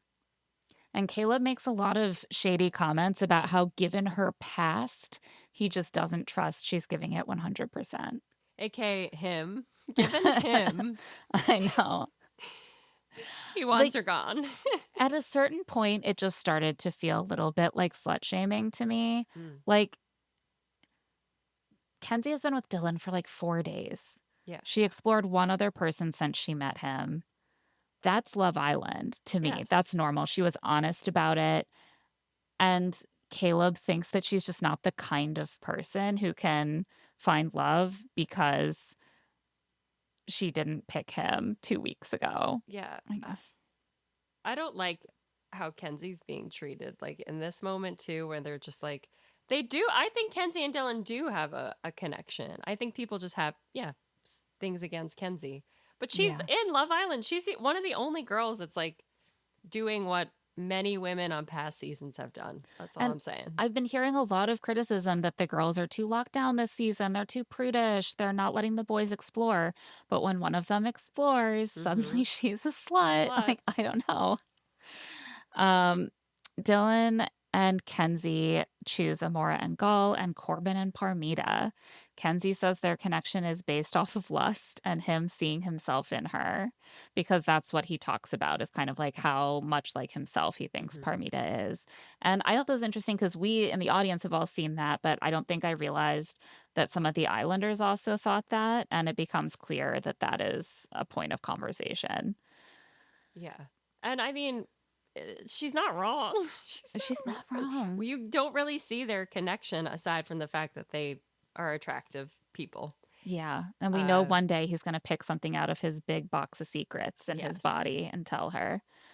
Corbin says he thinks that she made this decision out of spite. And Parmita says that their relationship might look superficial from the outside because they're both very good looking and work out, but they can get serious. And, And everyone else is just cringing and laughing so hard. which I didn't realize until that moment that I was like, ooh, there's not many Corbin and Pramita Well, in that stands in moment, the villa. I was like, Parmita, this isn't going to win everyone over because you're basically just saying, I can see that you all would think this is shallow Yeah. because obviously we're We're so hot. hot. They're all hot, Parmita. Like, Everybody here is hot. Yeah. Ask that's Carl. He'll tell you the truth. Carl sees. No, the reason they say that is because you are the only couple who primarily talks about how hot the Mhm. other person in their couple is. That's why. Yeah. Not because they think that you're hotter than them. Oh. Parmita and Corbin vote for Amora and Gall and Sincere and Melanie because his boy lied and he found out on movie night. And Parmita says that what they have isn't healthy. Melanie says that's what a good friend would tell her. It's true. At least Melanie, like, she wasn't defensive at all. She was, like, No. totally understanding. And I feel like all of us were Parmita at home being like, yes, like, Yeah. send poor Melanie home and relieve her of this situation. I think that Parmita is completely right. And Melanie, it feels good to hear someone say, basically, you deserve more. She's been hearing a lot of her friends being like, well, he likes you. He picked you. Like, what else do you want? Like, Mhm. can't you work with that? And I think for Melanie, on some level, it must sound like this is the best you can do. Yeah. At the same time, like, Parmita isn't close with Melanie. And I think that's probably why she feels comfortable to be that honest about their relationship. Amora and Gall vote for Jaden and Caleb, and Melanie and Sincere. Melanie and Sincere vote for Amora and Gall and Kenzie and Dylan. That shocked me. Yeah, that surprised me a lot. I was like, why? Like, what's the point here? Why are you going to save Caleb and Jaden and then kind of like scorn Kenzie? Yeah. Well, Melanie and Caleb are also buds. Yeah, I did see that a little bit. See, I'm like, you forget who is close Right. friends. But I Well, yeah. thought she was a little closer with Kenzie than Caleb. Well, and I think I also thought there was like a bit of a code with the The girls who had known girls. each other for a long time, that would take precedence. She says that, oh, she thinks Kenzie is not actually done exploring, that she was sort of shamed out of continuing to explore. And that's why she doesn't think that the connection is as strong. Kenzie is like, you're like my best friend. Like, why would Yeah. you say that? And Melanie's sort of like, or am I? uh, Tiara and KC vote for Amora and Gall and Kenzie and Dylan. And Kayda and Zach vote for Amora and Gall and Jaden and Caleb. And with that, Jaden and Caleb and Amora and Gall are dumped. During the goodbye, Titi gathers with her Casa girls who are leaving and leaving her to be the last Casa girl in the I villa. know. And she weeps and tells them that she doesn't have many friends in the real world. Which made me so sad. Yeah. It's like, why? And she's never had a boyfriend. I'm like, where is Titi locked in a tower like She's Rapunzel? What's Titi doing? apparently She's Titi. she's Titi and she's been busy being on reality shows. Apparently Yeah. this is like her third or fourth reality dating show. Oh, see, you know more than I do. Word on the streets. I haven't fully fact checked the number of reality dating shows. I've seen some clips and screenshots, but Ah. I don't know. This made me sad. I've been that girl. I still don't have, like, Emma, for example, has like 50 close friends, and I have like 3 close friends. You know, like that's not all of us have a million close friends, but also given some of the behaviors that we have seen where like making fun of the girls with KC, like Yeah. kind of looking to be picked by him at the expense of like laughing at or putting down some of the other women. I was like, maybe there's a reason that you're struggling to To connect with women in the real women. world. Yeah. I I don't thought that too. know. I mean, she's grown on me a lot this week. I've seen Yeah. a different side of TT, but I think it's because she's like building these little friendships with Mm. the original Villa girls by the end of the week. We So have to, here's friendships hope can that change yeah, us. like here's hope that TT maybe like puts aside the quiet talk to Yeah. KC and maybe focuses on the girls too. And something we can see with like, especially we see it often on The Bachelor versus Bachelor in Paradise, that being in direct competition for a man, especially if you're brought in as a bombshell, which shapes your presentation a lot, it can bring out really different sides of you. And Yeah. I think it certainly brought out a certain side of TT. Afterward, Parmita tells Kenzie to stop being petty, and it's not all about looks in her relationship. And Kenzie does not seem convinced at all, and she doesn't think she was being petty, but she's like, it wasn't directed at you. That's just what I think about your relationship. And on that note, let's take a quick break. When we get back, episode 29 and the rest of this week of Love Island. And we're back. So there's a big fallout from this vote. That's why they do Mm. it this way, Yeah. to make everyone upset and questioning each They're like, the other. drama's dying down. We need Let's make them more. all hate each other. Kenzie is really pissed at Melanie, and she's just sadly eating a sandwich in a bed, Oh, that as was you great. do, as you do when you're sad. Sad meme girl eating grilled cheese. It also seems like the Islanders voting against them actually is having the effect of pushing Melanie and Sincere together, which is why sometimes it's safer not to tell your friend that you hate Mhm. her boyfriend. Mhm. Melanie is now annoyed that Corbin voted against her because he wasn't betrayed by Sincere personally, and she and Sincere are compatible. He just lies to her. That doesn't mean they're not All the compatible. time. And Sincere's like, yeah, we don't have a toxic relationship. We agree that we don't want a toxic relationship. We want a good relationship, so we don't have one. I've just done toxic things. Corbin was like tough though when he like called out Sincere to get sent home. As he should have Yeah. been. I was That proud of him. He definitely didn't chat GPT that. and he completely won over like 95% of the audience in one Yeah. episode. They were not very well liked until this. Yeah, I want to tell Sincere, like, you are what you do. Have you ever heard of that Yeah. idea? Like, if you do toxic things in your relationship, then your relationship might just be toxic. That sounds like something Carl would say. It sounds like something that if Sincere hears it once, he will fully integrate it into his worldview. Yes. Mhm. Parmita is really irritated about Kenzie having an issue with her for no reason. I'm like, Parmita, have you forgotten the things that you said? Yeah.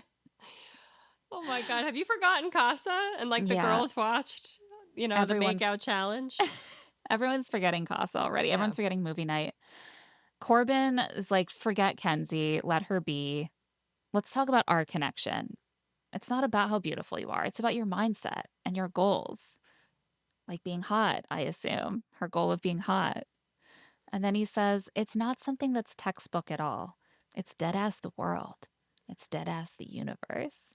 I'm like, do you love her as big as the universe? Like, I tell my child Yeah. I love them to the Yeah. to the stars and I don't beyond. think he's saying that. I think what he's saying is literally a sweet nothing. This is what people mean by the phrase sweet nothings, where Mm. he's muttering like gibberish that gestures at some sort of romantic devotion, but when you actually examine what's being said, it's meaningless. But she loves it. She loves Of her some course. Corbin. Carl and Anaya got no votes and finally get to share a bed, so they're thriving. KC and Titi also got no votes. They're thriving. Zach points out to Kayda that they've survived America voting and the Villa voting, so everyone sees what they've got. And I was like, oh no, Zach. The producers were like, Yeah, here's the thing. You actually have not survived America voting in a very long time in any meaningful sense, and they hate you. Bryce tells Trinity this is the first time he's gotten to pick on his own, and she's always choosing him. This time he got to choose her. She tells us he pours life into her, and they start to kiss. And she's like, "Oh no, I have Doritos, like Dorito breath." And he's like, "Oh, I don't care. I have Dorito breath too." It's so cute. And that night, apparently, they go all the way. They go all the way. The first time with everybody sleeping around them. I will say they edited a lot of it out or they were very stealth about it. Yeah. Cause like you can see that they're like getting going, but it's not like, They're you know. bumping and grinding, you know? After the vote, Parmita really comes at Kenzie about the grudge that she's holding. And Kenzie tries to squash this by pulling Parmita and Titi randomly aside. I was like, why is Titi part of this? Kenzie says she understands why Parmita took it personally, but she's like, I think you're cool. I want to be your friend. And Parmita is like, well, I'm just worried people will undermine my couple because they hate Corbin. And like, that's not what this is about. The votes should be about compatibility. And TT tries to smooth everything over. She's like, well, everyone's reasons to vote are valid, whether we agree or not. Like, I picked Kenzie. That wasn't personal. I just didn't know how strong the connection was. And they all kind of hug it out. But as they get up, Parmita kind of like laughs and put her sunglasses on in a way that I was like, I noticed that too. I was like, what is she laughing at? I was like, you think Kenzie is so petty? Permita's pretty petty. I don't know. She enjoys a little drama. Yo, yeah, yeah. I was like, you're basically openly laughing at Kenzie trying to smooth things over with you face to face. I also forgot Parmita is a Casa girl because we said TT, right, was the last that's Casa girl, right. but we haven't gotten was to wrong. Parmita's. Because I was like, wrong. Parmita's still here. You're right. Now TT is the last Casa in real time and, Yes. and on Wednesday morning. Wednesday? What day is it? Oh my God. It's Wednesday. On Wednesday morning as we record. But yes, at this point, you're right. TT and Parmita are still there. Corbin has been talking shit to the guys about Sincere lying to them about how things went down. And he's like, I defended Sincere because of that. Now I look like a bad guy. I'm like, Corbin, that was the least of the reasons why you look like a bad guy, but okay. Yeah. He's forgetting. If you want to call out Sincere, that's fine with me. Zach tells Sincere that Corbin is upset, and Sincere apologizes to all the other guys if he ever made them feel like that. And Casey says, be real. Did you really forget you did all that shit? It's like, Casey. Yeah. It's a little rich coming from you. Yeah, it's like, what are you hiding now, Casey? Is your apology fake? These men are all just like in a circle of glass houses throwing stones at each other at this point. That's the problem with the men trying to hold each other accountable. I want them to do it, but then when they do it, I'm like, well, you've all been doing the same shit. Yeah, they hold one accountable and then they're like, wait, but now you got to hold me accountable because I just confessed that I'm also not I also forgot all the stuff I did in Casa. Sincere seems to say, yeah, I did forget, but the edit is a little weird, so who knows what he actually said. Later, he talks to Corbin, and Sincere says that he gets it, that he made Corbin look bad by lying to him. And he's like, I feel ashamed. I've been learning about myself at the cost of other people's feelings. Interesting. Where did you learn that one from? Amora? Yeah. I'm getting to the point where it's not even like that I look at him and I'm like, you've been lying to women and kissing them behind our backs. I'm like, everything you say, you're pretending you came up with, but it's copy and pasted. And I'm really only realizing it when we record. Because I'm like, oh my God, when we're reading what everybody has said and then he says it later. Yeah. It's like his brain is like, it's just playing the material on a loop. It's He's like picking out he's picking out phrases. Melanie and Kenzie have a conversation about Melanie's vote. I thought that Melanie handled this really well, personally. Mm-hmm. Melanie says she didn't have any ill intent. She's like, I don't want you to feel bad for exploring. You should find who's perfect for you. It just seemed like you stopped because Dylan got upset, basically. Yeah. And Kenzie disagrees. She's like, I kissed Gall, and that clarified that Dylan was the one I wanted. And she says, I was just hurt because I didn't even consider voting for you because we're so close. And Melanie says, well, we don't even really talk much anymore. She's like, "I'm your best friend, but it never felt like you were my best friend, to be honest." Kenzie is like, what? She's like shocked by this, but I'm also like, yeah, when was the last time you guys spoke like one on one?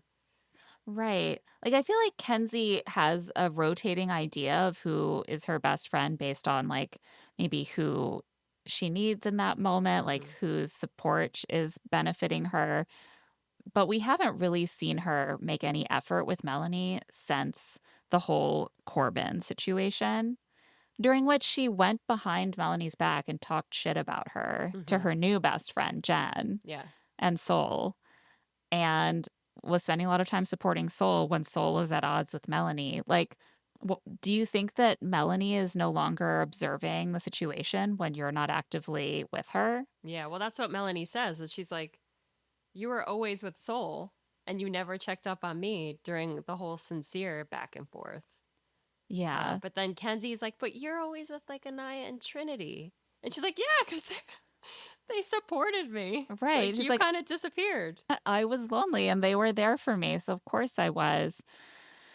Kenzie cries and apologizes, and Melanie wipes her tears and is basically like, "Look, it's hard. We all have to look out for ourselves in here. Like, we're good. I love you." I felt like I just like really liked this conversation because I think sometimes it can be hard to admit that you're not happy with the friendship Hmm. or that there's something lacking there. And I thought she was very warm and loving while also sort of standing up for what she deserves from a friend and saying like I'm not going to consider myself your close friend if you're not actually there for me, and this is the kind of consideration that I would need in order to feel like we have a close mutual friendship. Yes. And I feel like Kenzie, like, hopefully learned a lot in this moment about friendship and that action. But I did, like, sort of, I feel bad for her in this moment only because of all the other stuff that she's Yeah, dealing with. So it's just like a lot all at once. it And I is. think she wasn't really understanding that you can't just toss out, like, the phrase best friend. Well, it starts to And feel manipulative, yeah. like because that was part of the original issue with Melanie, where she was like, Melanie is betraying me and hurting me by making out with by not even making out, by talking with Corbin. Corbin. And that already seemed like she was trying to use her friendships to kind of preserve the openness of her access to her various connections. Like Melanie had already been told to stand down on Caleb the minute he came in so that Kenzie could have access. And then she's also saying, well, you also have to stand down on Corbin. Go try with Sincere. Yeah. You're my friend and that's my That's one of my, my two men. You need to yeah. back off. And so it seems like there's a way where she's like, the friendships are like a string I can tug on to like get what I want. And Melanie's tugging back and she's like, Not that, yeah, that it doesn't work that way. yeah. I do feel like it was a long time coming because there was that Hmm. rupture back then and then they never really discussed it. And I think partly because Melanie was just like, well, I have my new blonde friend now. Yeah. That's what I've Yeah. been waiting Once for. Jen came in, she really, like, you never saw her with anyone else. So, Yeah. Zach gets a text. They'll be doing couples karaoke with Sarah V.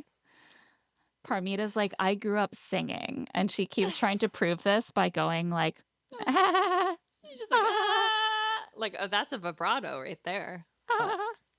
Yeah, let's call that a vibrato. I think the editors were trying to trick us here because they didn't want to tell us who could really sing. So we had to That's true. just go in blind.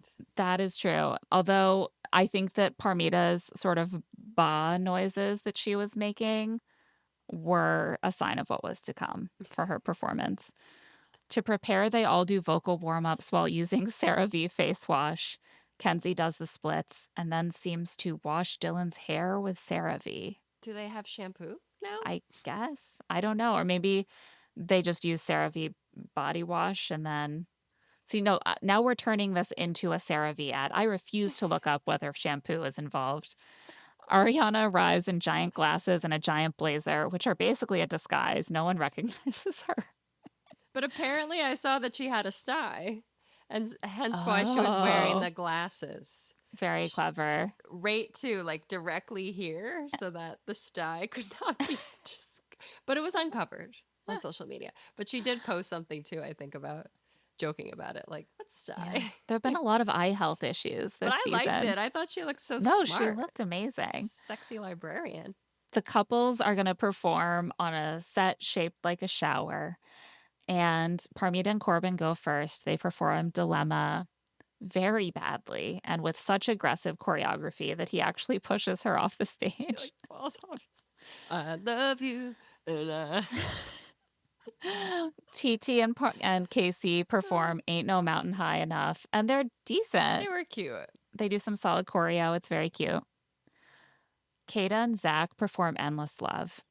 Now, if you want to do a ballad at karaoke, you better have pipes. Yeah, you better be ready. I mean, I have to say, Zach, because he wants to be a part of One Direction, he could sing. He's not a bad singer, but Kayda was Yeah. not nearly. I was like, I love you, girl. You're the weak Yeah. link. And they were She's just, like, staring unlistenable. at each other in their eyes, and she was clearly like uncomfortable with that. Yeah. What he wanted to do, which was just like a close singing to the face, and she was just laughing. I don't know. They're like, They thought they were fantastic, though. They thought They they were did. number one. they felt really good. And I just wish they had prepared some more choreography because you're not good singers, especially Kayda, but you're never going to win if your choreography is doing the slow dance from Yeah. middle school pose and then slowly pacing back and forth across the stage like that. Yeah. It's so uncomfortable to watch. Yeah, the song choice wasn't Oh, not good. the best. Like, pick something fun. Yeah, get people. You want to please the crowd, okay? No one likes it when someone picks out a ballad at karaoke, so No. don't do it in this. It's a I'm contest. taking notes. No ballad. People want to get in on the fun, you know? They want to feel the rhythm. Sincere and Melanie perform You're the One That I Want from Greece with some musical theater style choreo. Melanie is apparently a theater girl. No wonder I love her.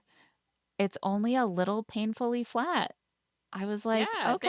it was cute. They had like cute chemistry. And she's like, this is my favorite memory. She is Yeah. like smitten from the minute they finish. She's like, old Sincere and Melanie are back. I'm like, Sincere, you can explore, but what if your time with Melanie, you had spent more effort, like doing things together that are like, come up with a little, like a game to play or a fun date idea or an activity or a craft. Like, these are the things that can make your time together feel like you're actually connecting and growing. And instead, you just sit around and call her beloved. And you're like, I think That works. you feel more yeah. like home than You can soul. tell she wants to be like treated to some fun. She wants to do Yeah. something. Like she wants to get out and about. She Maybe doesn't just sing wanna her some sit Wicked around. or something. Yeah, take her to Wicked. Take her to a Last salsa Rent. dancing class. Anaya and Carl perform Camila Cabello, Senorita. Mm-hmm. I love And- Carl. He's so awkward, but like I know. you can't knock him. He's a Something pretty good about singer, him though. too, like reminds me of James Vanderbeek. And I've been so Oh, in my yeah. feels about Oh, the late great James Vanderbeek, but there's something about his like body type or something. I see it. Dawson, like I just love him. I love Carl so much. It's just purity. Trinity and Bryce perform No Air. And obviously, we've seen Bryce's lap dances, so we know that it's going to be more of a comic routine.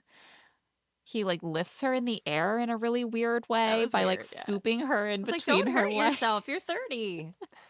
He's like, these knees are still good. He does like a pin drop. He's hopping over his own foot. Like, but they're not the worst singers and they're having a good time. Yeah. So Kenzie and Dylan go last and perform Don't Go Breaking My Heart, which is such a classic karaoke Mhm. duet. Dylan loves to give weird stares to the camera, so he definitely gets us going with some of those. Or his big scream when he's like, let's go. And everybody's like, what? I know, even the people literally in the room are like, I'm not feeling the energy. Like, what was that? Everybody's like, What what? the fuck? It was a little scary. But Kenzie can like sing. Kenzie was good. Kenzie was good. I mean, she We know she was a competitive dancer. It's definitely giving that she's been well trained in the Mm-hmm. performance Yeah, yeah, arts. yeah. And But she Dylan said her was dad said she's too. a terrible singer. I was like, I think she sounded pretty good. I mean, comparatively to the rest of the Yeah. group, Yeah. Kenzie was by far the best songstress. I think sometimes singing is it can be deceptive. Like you can improve a lot at singing actually with vocal training, Mm-hmm. which so This is what I tell my maybe theater children, my theater students. yeah.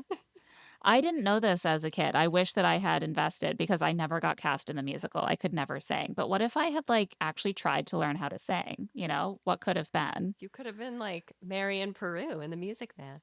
Yeah, I could have been Lucy in the Charlie Brown musical. Like there's Yes. so many things that my life, the butterfly effect, who knows where I'd be Well, today. maybe in the next stage of your life, you can take voice lessons and then we can go sing karaoke together, Yes, and I will pick a which ballad. we have sang karaoke together. Those HuffPost karaoke's, shout out to the Oh Huff yeah. Ghosts out there. And I always like to pick like a nice like emo song or Mm-hmm. something like 90s rock. I don't know if people like that, but they're going to love it when I start picking power ballads, let me tell you. Celine Dion only. They both do the splits. I was like, Dylan, Yeah, over her head. what? I'm like, who is Dylan? Who is he? A He's a lot of people are shapeshifter. questioning that He's an online. enigma. He's bringing a Interesting. very confusing energy that makes you say, what's going on with him? What's his deal? Comedian or serial killer? Professionally trained dancer or just a really insecure guy who's looking for a girlfriend? We shall Ariana find out on Love Island. Ariana has them rank their fellow couples' performances, and last place is Parmita and Corbin. Fair. 6 is Kayda and Zach, also very fair. 4th is Anaya and Carl, and Trinity and Bryce, they're tied. 2nd is another tie between Titi and Casey, and Melanie and Sincere, and Kenzie and Dylan win. I feel like this is almost exactly how I would have ranked them, so. Mm-hmm. Then Ariana reveals that America has been voting for the most compatible couple, and one couple will be dumped. Bryce tells Trinity, I'm with my girl, so it doesn't matter. Mm-hmm. Bryce and Trinity might want to just like get out of the villa at this point. I do wonder if it's reaching a point where they're kind of like, well, we got what we came here for, Yeah. and now we're trapped in a dorm with our friends covered in cameras, and we like cannot have sex the way we really want to get in there. And don't even get into the hideaway. I'm you're not still mad getting about into the that. hideaway. I'm still mad about that. Ariana reveals that the safe couples are Anaya and Carl, Trinity and Bryce, Melanie and Sincere, and Titi and Casey. The last 2 couples are huge shocks to the people present, including the people in those couples Mm-hmm. who are like, what? Yeah. Kate and Zach are. Yeah, but like everyone is like Titi, Melanie, they're like, really? We are safe? That's not what I expected at all. And what this means, like, obviously for like Melanie Sincere and Tiara and KC, that has a positive effect that makes them feel more secure and comfortable. For everyone else, the surprise works in the opposite way, where they're like, well, why do people like us less? Yeah. Like what are we not seeing that Right. America's seeing that we are on the bottom? Then Ariana reveals that Kenzie and Dylan saved themselves with their win. They got immunity. I saw a lot of people angry that they should have gone home and this immunity was bullshit. This is how Love Island works. Like, you don't just get to vote off the people you dislike the most. Probably Kenzie and Dylan would have stayed over Corbin and Parmita anyway. Yeah. Plus, she whipped out the splits, and for the first time, those splits did her a solid. For once, a challenge actually has a prize that means something. This leaves Kayda and Zach and Parmita and Corbin vulnerable, and now we have to do the classic vote where each couple decides who to save by standing next to them.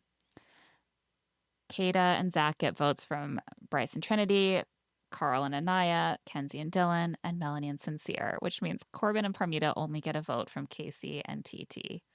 It really does seem like these are largely done by female loyalty. Yes. Like, TT's like, "That's my That's girl." my girl. And Casey and Corbin are They're close, also but he close. could have gone to either side, I feel. TT was like, I'm not turning on Parmita. Yeah. Maybe there is just an alignment that breaks down there, but Corbin is not close with the rest of the guys. Yeah. But Kayda is closer to the Villa girls. So Parmita and Corbin are dumped, and this really does leave TT as the last Casa girl standing. They all hug goodbye, and Kenzie apologizes to Corbin. He tells her that she doesn't owe him any sorries. They're good. And the men surround him and hug him, and he starts crying. I know, this got me. Bryce And is like, we broke the robot. they I put didn't water in know those AI things. could cry.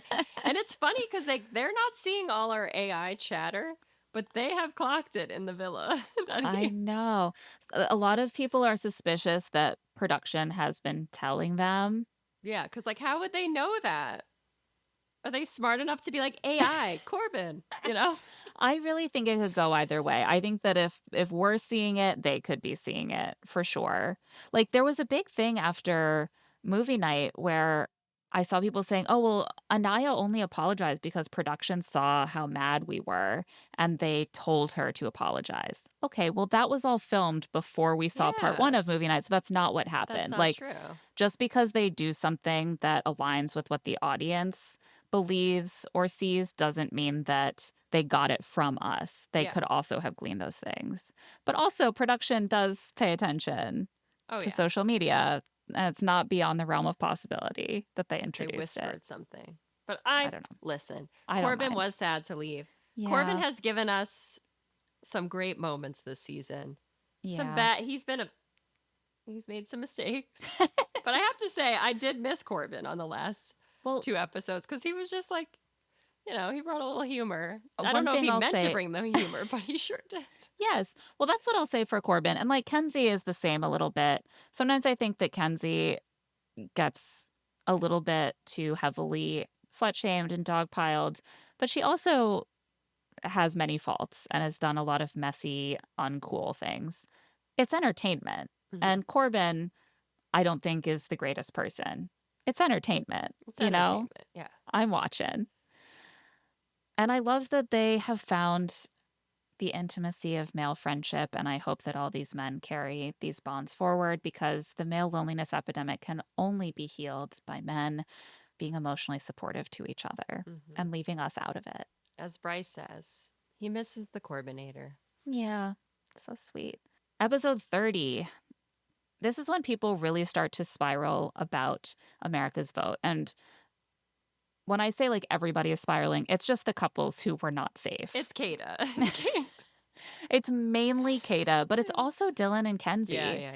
And I think that Dylan and Kenzie, it plays out differently. Kayda just like completely starts melting down Yeah. because I think, unlike Kenzie and Dylan, she had no preparation for this mentally. They didn't get any votes from the other people in the villa. They've been together since like day 3. They've been to the hideaway. They came back strong from Casa.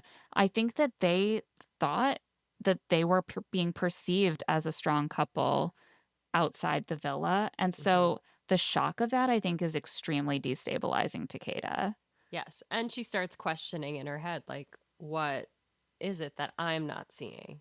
Because I know we're good, or at least we know we're good. But why does America think Yeah. that we're not? And this comes out as a little like a little hostile, a little, you know, some might say that she sounds like a bit of a mean girl. She's venting. She's like, "Casey and Titi, are we joking? Like, we've been together longer than Anaya and Carl. We don't fight like Sincere and Melanie. Like, why are we in the bottom?" And it does sound a little entitled. It sounds like you're talking down on your friends' connections. But I can't help but think that she uniquely is in the situation where she thought that she was perceived one way and that their relationship was perceived the way she perceives it. Mm-hmm. And she just found out that like millions of people don't like their relationship, but she has no further context for why. And that must be so Oh, psychologically yes. destabilizing. Yes. And then she's with Zach, who like really can't. I mean, he doesn't know either, so he can't really give her an answer. But again, Right. he deflects with like his British humor and his little cheeky monkey routine. But she's actually spiraling, and Yeah. yeah, she's taking down her friends, and it's coming off a little Jen, like Yeah. entitled to stay. She Mm. feels entitled because they've been there since day 2 together. That she deserves more than the newer couples. Yeah. And I think Zach is maybe, I don't know, it seems to me like he's either trying to stay positive or he's trying to play this off better for the cameras.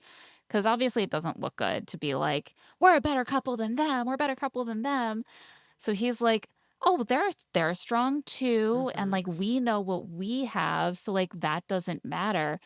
But obviously, he's starting to spiral inside too. Yeah. He's like, maybe it's me. Maybe they don't think I'm good enough for you. Correct. I think that was the reason. People are starting to not like Kayda either because of her reaction, Yeah. but he's right. He is right. Later, Kayda tells Trinity how confused she is that it wasn't KC and Titi after how he moved in Casa and did Anaya so dirty. They're still so mad at Casey. I know. I know. Even after the apology, it doesn't matter. But Casey and Titi are compatible. So, I get it. I would stay mad at my friend's ex forever if oh I my saw gosh. that shit. Yeah. Forever. Like I just think that she's a good friend, to be honest. For still hating Casey, who like has never seemed that tight with the other women But she loves anyway. Sincere. Yeah. Well, they have a Sincere is learning why you have to like build. Everyone's learning why Sincere was right to build those friendships out Mm-hmm. more. Um, but yeah, it doesn't look good, and like people don't like to see you putting down other relationships to lift yours up. Mm-hmm. Kata's like, I don't give a fuck what America thinks. Like, I know what we have. I do really feel for her. I might be the only person in the audience who really feels for her, but she has nothing that she can use to psychologically make peace with the fact that they are not liked. Like, she can't be like, well, we're a new couple. Yeah. She can't be like, oh, well, he did that one big thing and we got past it, but I can see why people might not like that. She's not aware. She hasn't grokked any of the things that people dislike about Zach. Yeah. So she's just like, it's just like, I imagine it's just like finding out that everyone at school has like been whispering about I was just you. going to say that. It's like finding, or even like, spiraling yourself in bed after like a discussion with someone that you feel like didn't go well or something. Yeah. But she doesn't really know the truth of like what's being shown. So it's a Yeah. little harder. Like that has to be torture, to be honest. Yeah. And like it comes off so badly compared to everyone else, but no one else is in her position. And I think even Kenzie and Dylan have a little bit more to explain it away with. Mm-hmm. Um, Meanwhile, Bryce finds Zach under a pillow spiraling and he asks Zach, like, what's going on? Do you want to chat? And Zach tells Bryce he's just overthinking everything. He thinks he's hated by the public. And he thinks that the viewers are thinking he came back from Casa alone because Alana left. Mm-hmm. And that's true. Yeah. That is one of the things. Well, because he doesn't tell the truth either. Like we see that he hid that a very important fact. Yeah. And we saw how he was moving in Casa too. So that does Yeah. kind of sour us to him. I mean, that's when I started to sour with him. Yeah. You know, some of these conversations have just been making me think about being in my teens and early 20s and like actually having that moment where I realized that I was perceiving an interaction totally different than other Mm-hmm. people. Like I had a big fight with one of my high school besties once where just like out of nowhere it seemed to me she started crying and was like, you're always so mean to me. And I thought we were like having fun banter, and that can be completely unintentional. Like maybe all these things that we're perceiving as manipulative intentionally, as sort of just controlling, maybe a lot of it is just him trying to be playful. Yeah. Maybe he can learn by seeing how it's How perceived it's by other coming off. people. Yeah. Because I don't think Zach's a bad person. Like, I really don't. I think he is a little manipulative when it comes to Kayda and her feelings. Yeah. And he's been like, he'll say stuff about other people's relationships. Like, I He don't, does like to stir the pot. We yeah. talked about Is that. He's Trinity really definitely your like, type? Like, I don't yeah. think she really He's likes always having you. these little one-on-one chats where he's kind of like you Yeah. know.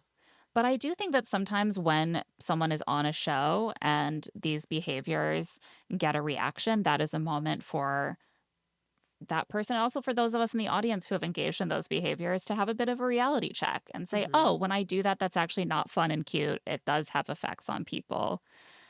But he's not noticing. He doesn't know yet what those things are. He's No. like, it's probably just because I didn't have a bombshell to bring back from Casa. See, reality TV brings on reflection. Exactly. It's actually so important. It's like therapy. Oh yeah. Bryce tells him that he should do what he just feels. And he's like, what about Kayda? Would you make her your girlfriend? And Zach is like, whoa, whoa, whoa, whoa. Girlfriend is a huge deal. I don't think I'm ready for all that. Like, maybe I could just be exclusive in the villa for now. And I love how Bryce is just Bryce has a girlfriend. He's already Right. asked Trinity to be his girlfriend. And then Bryce is like, exclusive is sort of like a moot point here because we're at the end of the show. And so Right. like nobody else is coming in. So who else would you be exclusive with? And I get his Right. point. He's like, well, maybe thinking like that is why people aren't voting for you. Like, it seems like you're not actually looking that committed to your relationship with Kayda. Maybe that's the issue. I think this is one of many Bryce interactions that can be read multiple ways. Like, is he showing that asking Trinity to be his girlfriend was a strategy and he's like recommending that route to Zach? Or is he just sort of trying to help Zach interpret the feedback he's getting in a productive way that actually helps him think about his connection with Kayda? And so much depends on how you see Bryce. I just don't see Bryce as a real like strategist. I think Bryce is just Bryce. I think he's just like, that's how I feel at least. I don't know Bryce outside of the world of Fiji. And who knows LA Bryce, you know? If he's a strategist, he's helping his competition right now. And his competition is not taking it on board. Yeah, this is so funny to me because Zach offered Kayda to be closed off like sort of too early, panicked, or production got in his ear and he took it back. And then it didn't come up again for weeks. Like, you should have reapproached that subject a long time ago. Now, there is no closed off in the villa anymore. There's no one else coming. But he doesn't know like what the next step would be to be like, I'm proving to you that you're my girl, and like, or that like I'm gonna take this seriously outside of the villa. Right. It's almost like it's similar to the sincere thing for me, where it's like you're offering the bare minimum. You're offering what is already on offer, and presenting it like with a big bow on top, like it's fresh, but it's nothing new. And it's nothing that you would have even had the option to take away. Like, you can't explore. So yes, you're closed off. You're closed off. You're all exclusive, in my opinion, right now. Right. It doesn't need to be asked. Yeah. But yeah, those two are just like girlfriend. Ooh. If you want to get the snaps, if you want to get the props and the votes, you need to actually offer something that isn't already expected from you at this point in the process. It's not like you're getting engaged. It's just like, again, it's not The Bachelor. It's not a you big can deal. ask someone to be your girlfriend. Yeah. Even if it lasts for a few weeks, I don't think she's going to be like, I don't know. That's just my opinion. No, I agree. I mean, I have more complicated thoughts about the girlfriend thing, but like at this point, he's really just offering to be closed off in the villa. And it's so dumb. Kenzie and Dylan are also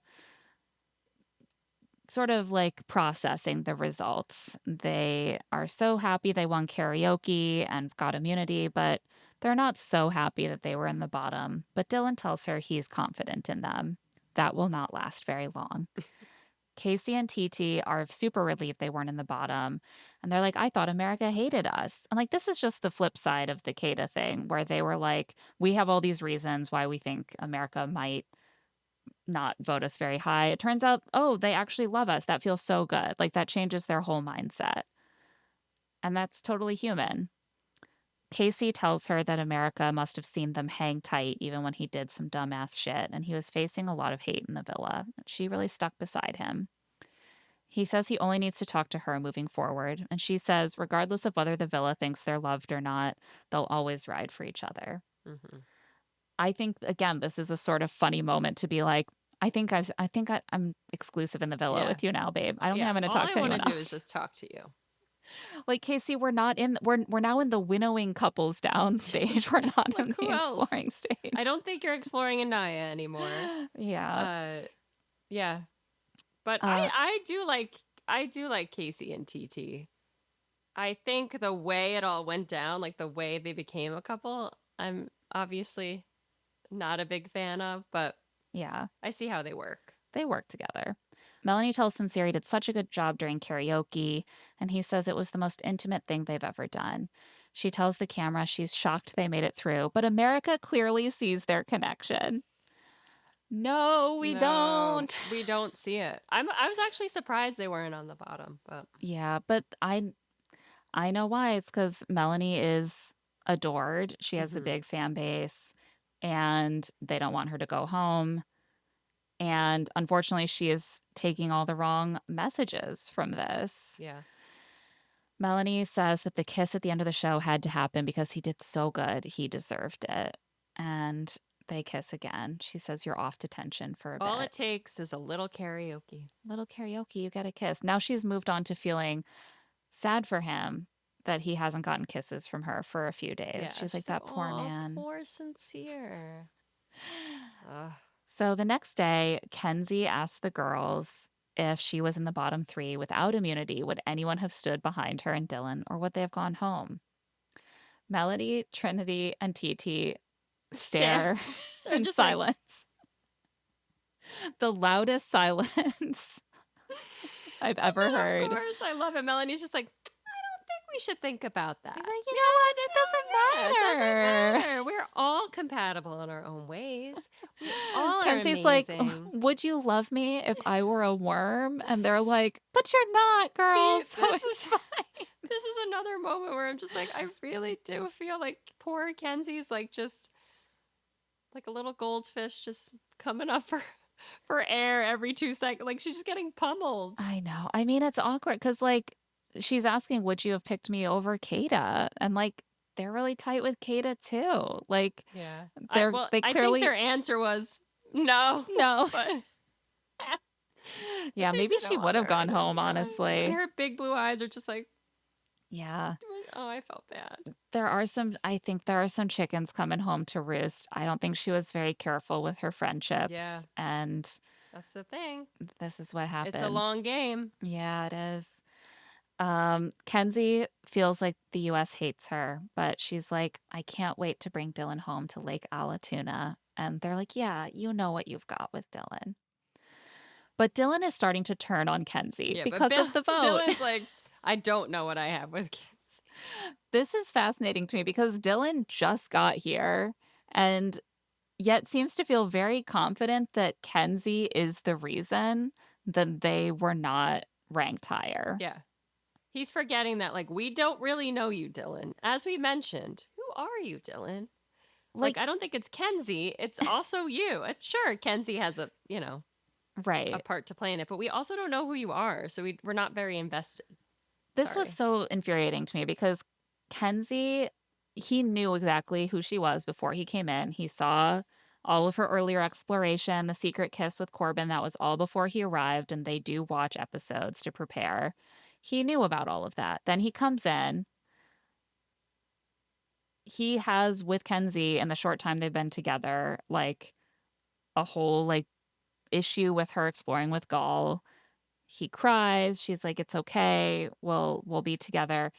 There's so many obvious reasons why they probably aren't anyone's favorite couple. Mm-hmm. So why is he convinced that it's because she's secretly doing him dirty? It's her patterns, Claire. It's her patterns. Her patterns are coming out. The U.S. is seeing her patterns. Sean to Caleb to Corbin to Gaul to...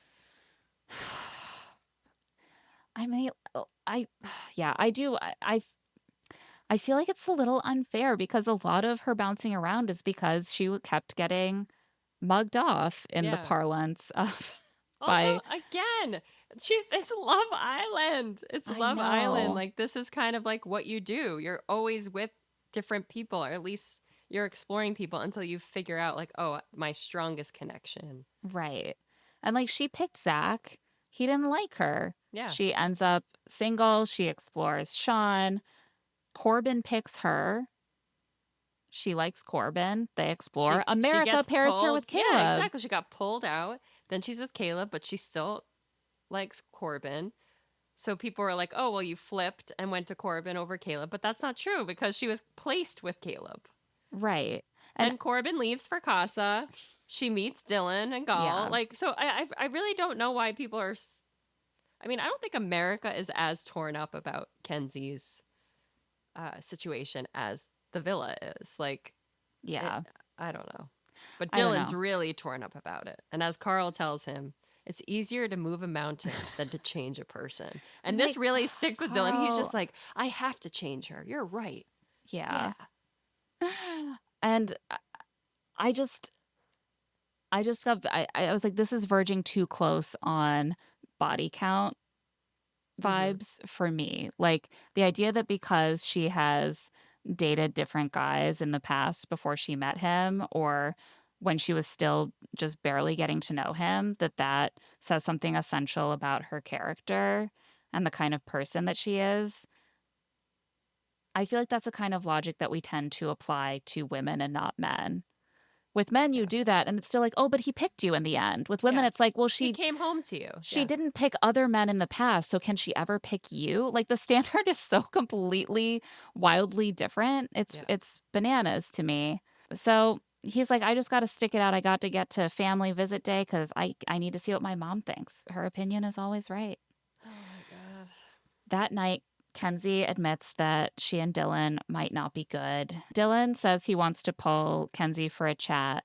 And he says, I don't want to continually be in the bottom because that means they're continually seeing something I'm not seeing. I feel like Yeah. he's very, like, he's fixated on being in the bottom and not on their connection. Yeah.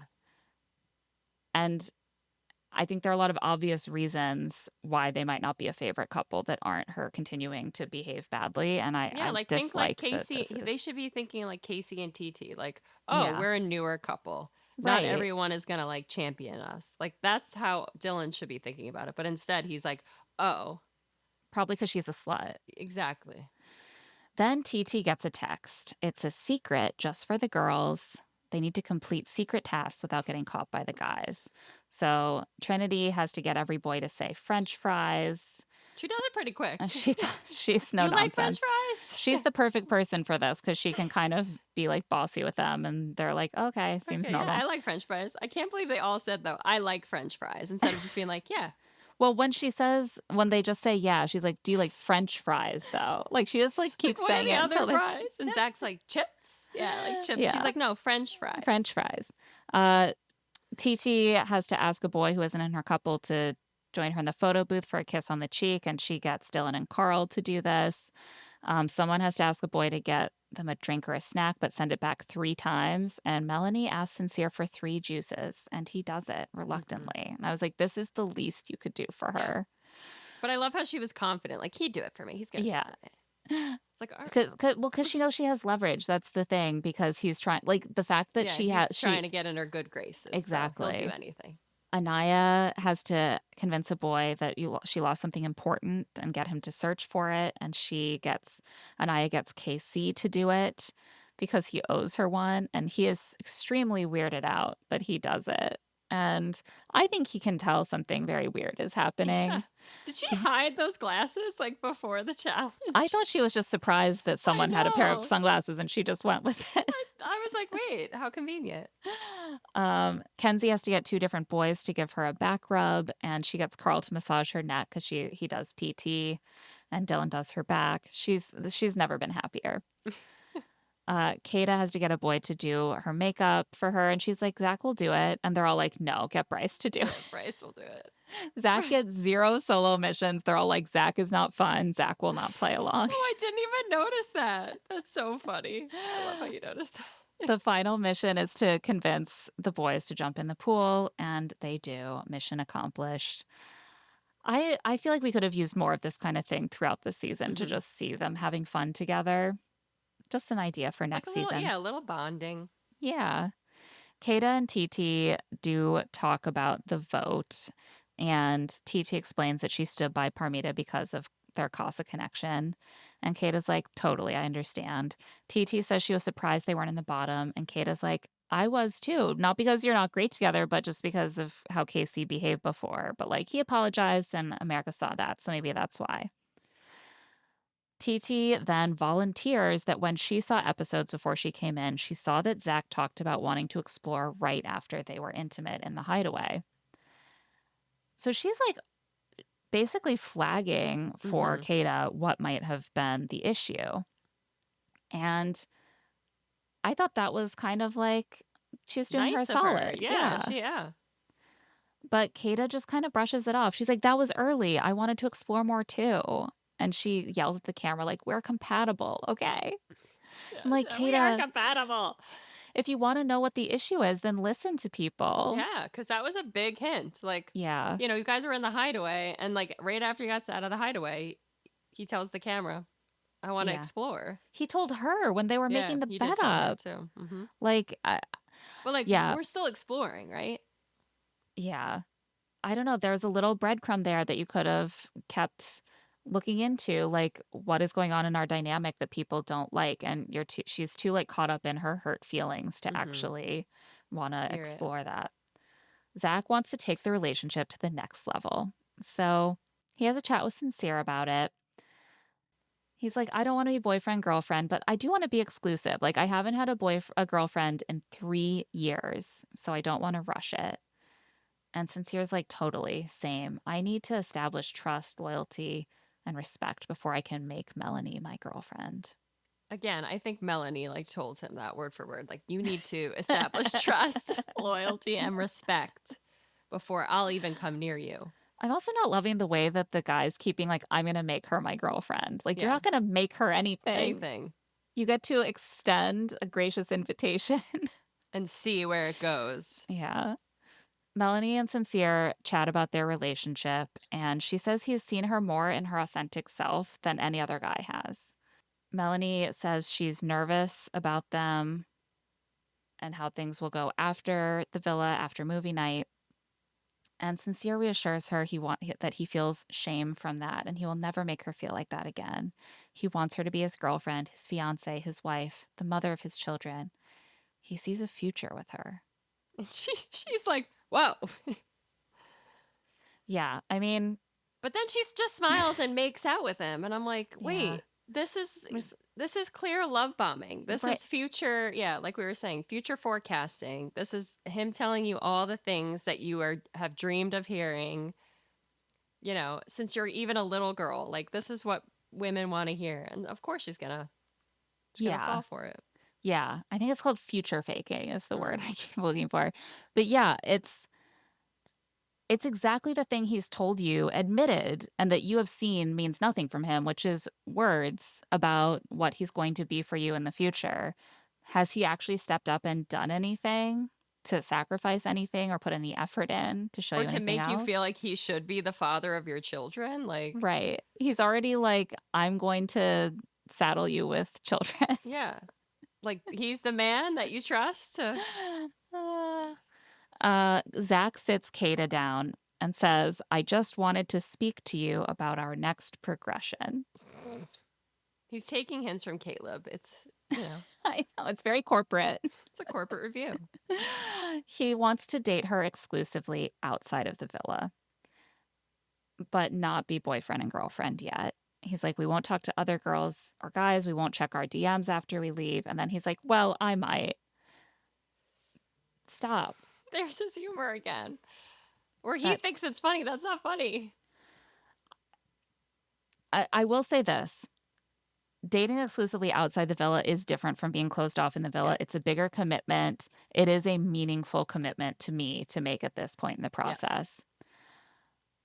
Why didn't he do a gesture? Why didn't he plan something? Like, he's Yeah. spinning out, people don't like me. What am I doing wrong? He can't even be bothered to set up a little date for her or a promposal sort of thing. No, Like, anything. Like, why are him and Sincere just clueless to the fact that, like, we see KC set something up. Eventually, we see Corey make a breakfast. We've seen massages. There's things that you guys can do to right. make your women feel seen and special. Instead, He he's did like, it's like nothing. he's buttonholing her in the hallway. Yeah. And it's like, we have to have a sit down. Like, but she's happy. They kiss. And Dylan and Kenzie are having a tougher conversation. He's like, I don't want to be at the bottom. Yeah. I want to feel confident with you. I want to be at the top. I want Yeah. America to like me. I need Yeah. followers. That's what it's saying. He's like, I want to make it to family weekend so that my mom can tell me what to do. Oh, mommy. So we Mommy gotta make knows it. best. Mommy dearest. Kenzie tells him she doesn't like the pattern talk at all. She says she wouldn't be here if she didn't like him. She said she wants to take him home. She's not like that with everyone. Dylan tells the camera that she was defensive and he let her off the hook so that he wouldn't hurt her feelings, but he has every right to say those things. His feelings are the ones that were hurt to begin with. Mhm. And I was like, were they? Because this doesn't even seem like it's about what happened with Gall at this point. It seems like it's about the vote. And the vote was not an attack on him. No. It wasn't an attack by Kenzie on him. No, it was also too like, I don't know, he's like bringing up all these things, like her patterns and her crimes, shall we say, but they weren't even like to do with him. It was Right. when she was with Caleb that it was a little like off-putting that she was exploring the two of them. I mean, even with Gall, like she talked to him maybe once, twice, three times and then kissed him that one time and then realized and then told Dylan right away, like, I just kissed Right. Gall. It's not like she was keeping secrets the way she was with Caleb. Yeah, to me, he's dragging this a little He bit. just wants to feel like he's the victim here. He wants to Yeah. feel she's the villain, he's the victim. Yeah. The first time even when he got upset about Gall, I was like, I know we're at the end of the show, but you just got here. It just Yeah. seems too soon. Like when a woman has a reaction like that so early, oh, she's crazy. Oh, she's doing too much. Like she's a clinger. But when he squeezed out a tear, wipes his eyes with his t-shirt, everyone's like, Kenzie, what are you doing to Yeah. Dylan? This Yeah. poor man. He's like crying. He's Also, crying. Gall too was very like open with him about the fact that he wanted to explore Kenzie. Like they'd talk about it in the bedroom and he'd be like, oh, I don't know, she hasn't mentioned you much, but go for it, dude. Like he knew it was happening. So People say that it's like about the right and wrong way of exploring, and there is a right and a wrong way. There are ways to be kind and ways to be sneaky, but it's also true that even when people try to do it in the open and honest way, people react Yeah. as if they were doing it in the sneaky way. So they regroup with their friends. Kenzie tells Kayda and Trinity she really likes Dylan, and Trinity tells her he's just like, he's hurt, he's nervous, just keep reassuring him. Trinity is always like, she has two modes, and one is like, just keep reassuring him, just keep trying, or it's like, dump his ass unless you're a Cut him dummy. off. Yeah. I have to say, her 22 comes out when they're talking relationships. Sometimes I'm like, she just doesn't know enough about the world of dating yet to give good advice. Kenzie says she needs Dylan to trust her or they can't have a relationship. And Kid is like, yeah, he just kind of needs to move on if this is going to work. Mhm. But Dylan is telling Zach he's worried that if they were earlier in the process and the couples weren't so locked in, she would keep exploring. He questions whether it's really special that she said she wanted to bring him home to her family. He's really clinging on to that. Yeah. Well, he's like, I think she said the same thing to Caleb. It really feels like he came in with this like cheat sheet of stuff he can use against her. It didn't even happen in your relationship. Part of me is like, maybe since she hurt him, she should do more affirmatively to make him feel secure and to like calm his nervous system. But it really feels like he found out that they're not ranked well, and he's like, "Well, that's Kenzie's fault, and Yeah. I need to, like, extract more from her in order to fix this." Dylan says he focuses on other people's feelings before his own. Really? Because that doesn't seem It's the case here, it's not Dylan. how it's come off at all. Because you would have let this conversation die like 3 conversations ago. Right. But he's like, "I need her to see it from my perspective." Okay, so they're gonna talk again. He tells her this time that he thinks she's lying about only having told him that she wanted him to meet her family because she told Caleb the same thing.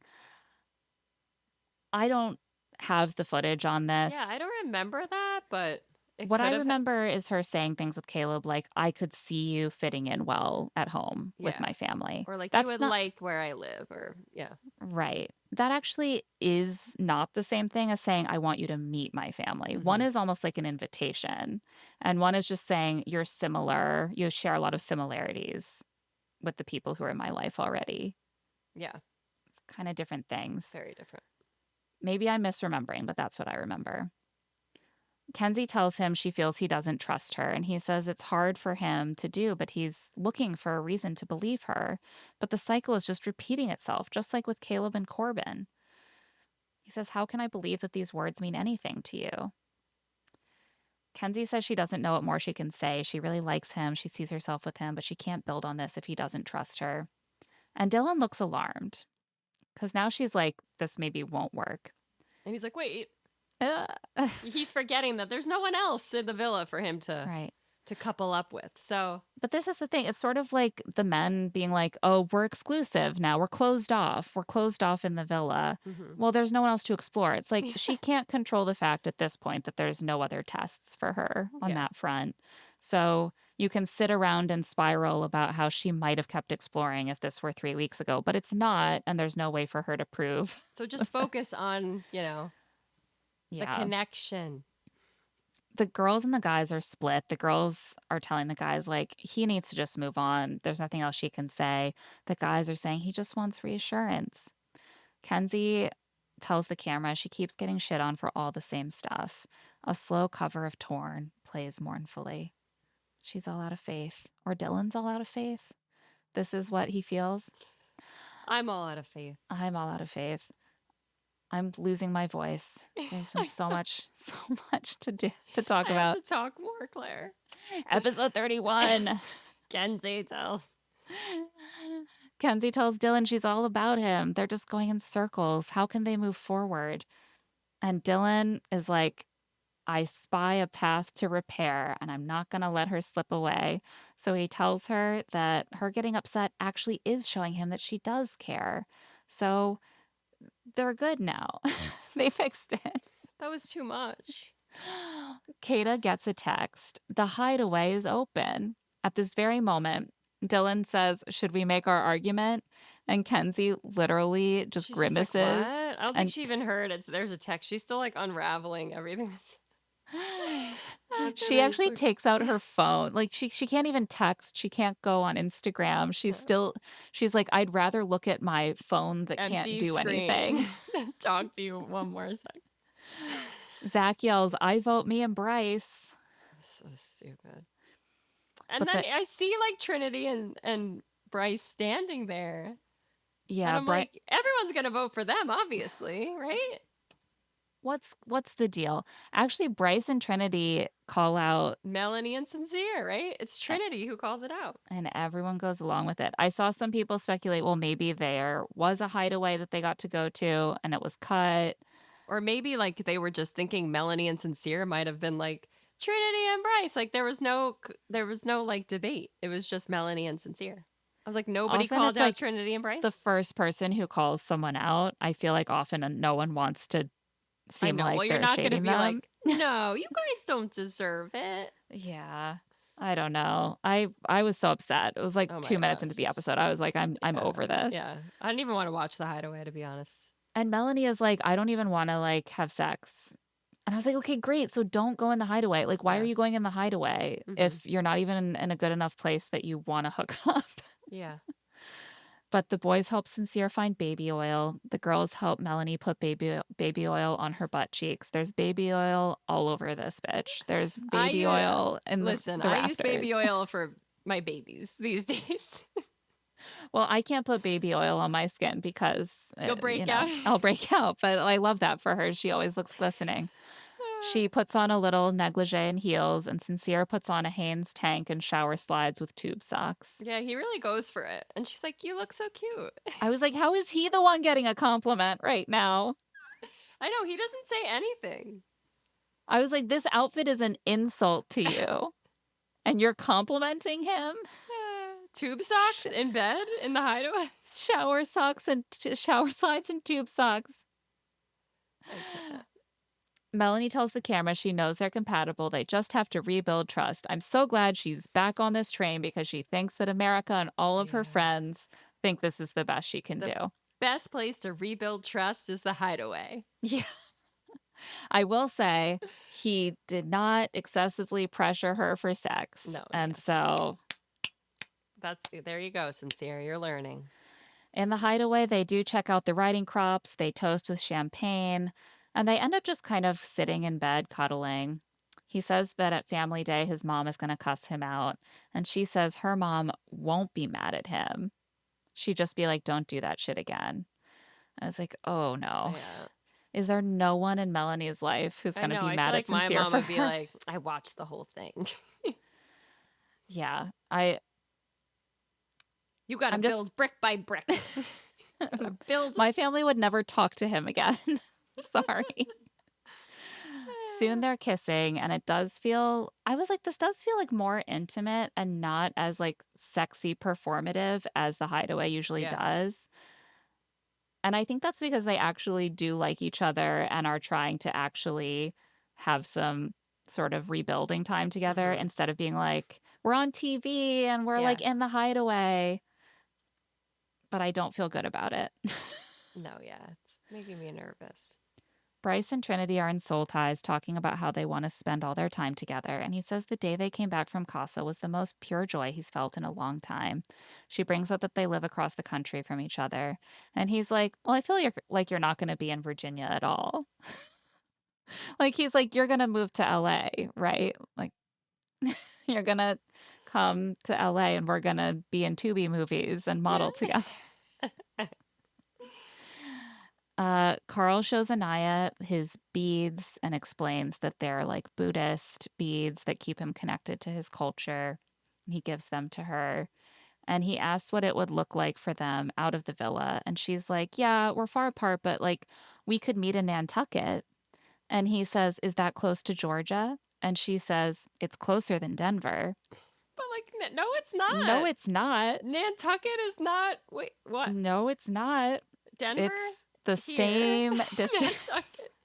Here. Georgia. It is the same distance. Open the school. Open the school. I'm like, Nantucket.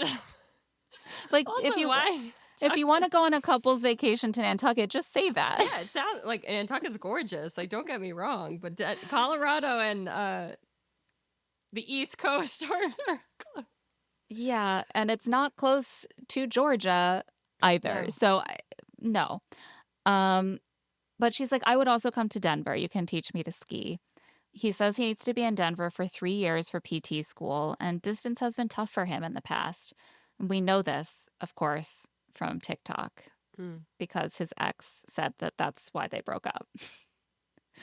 But he's like, if we really want to, we can grind and grow together.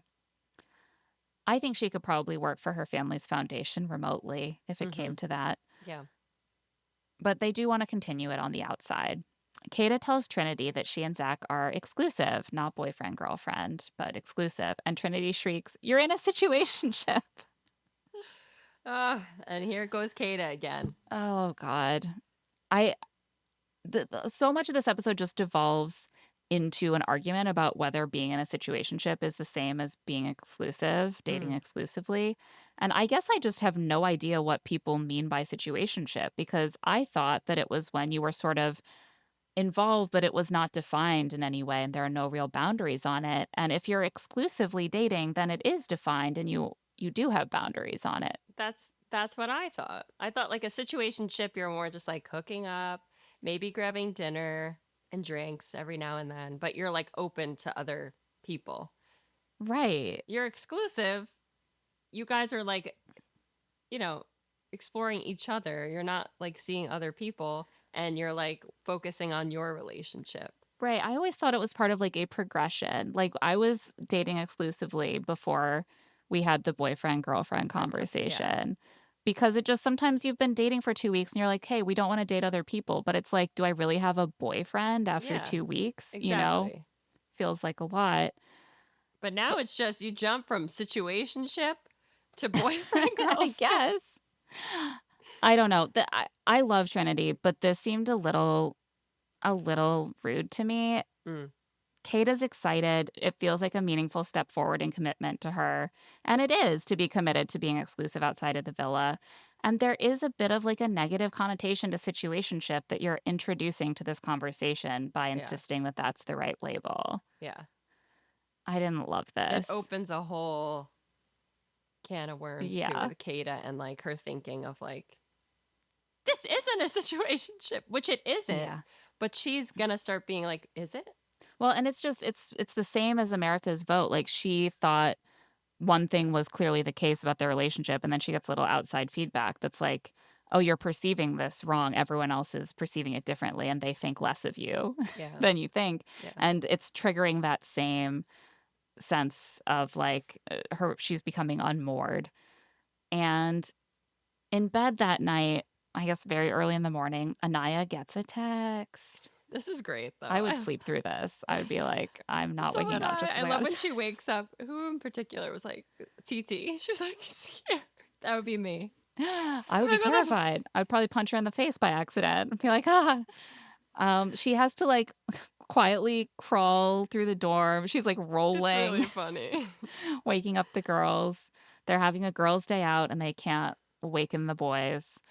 And they have to go into the hideaway to get Melanie, who's I know. I thankfully thought not that was doing a little it. awkward. I'm like, can we? I get that Melanie probably wants to be at the girls' day, but like, Yeah.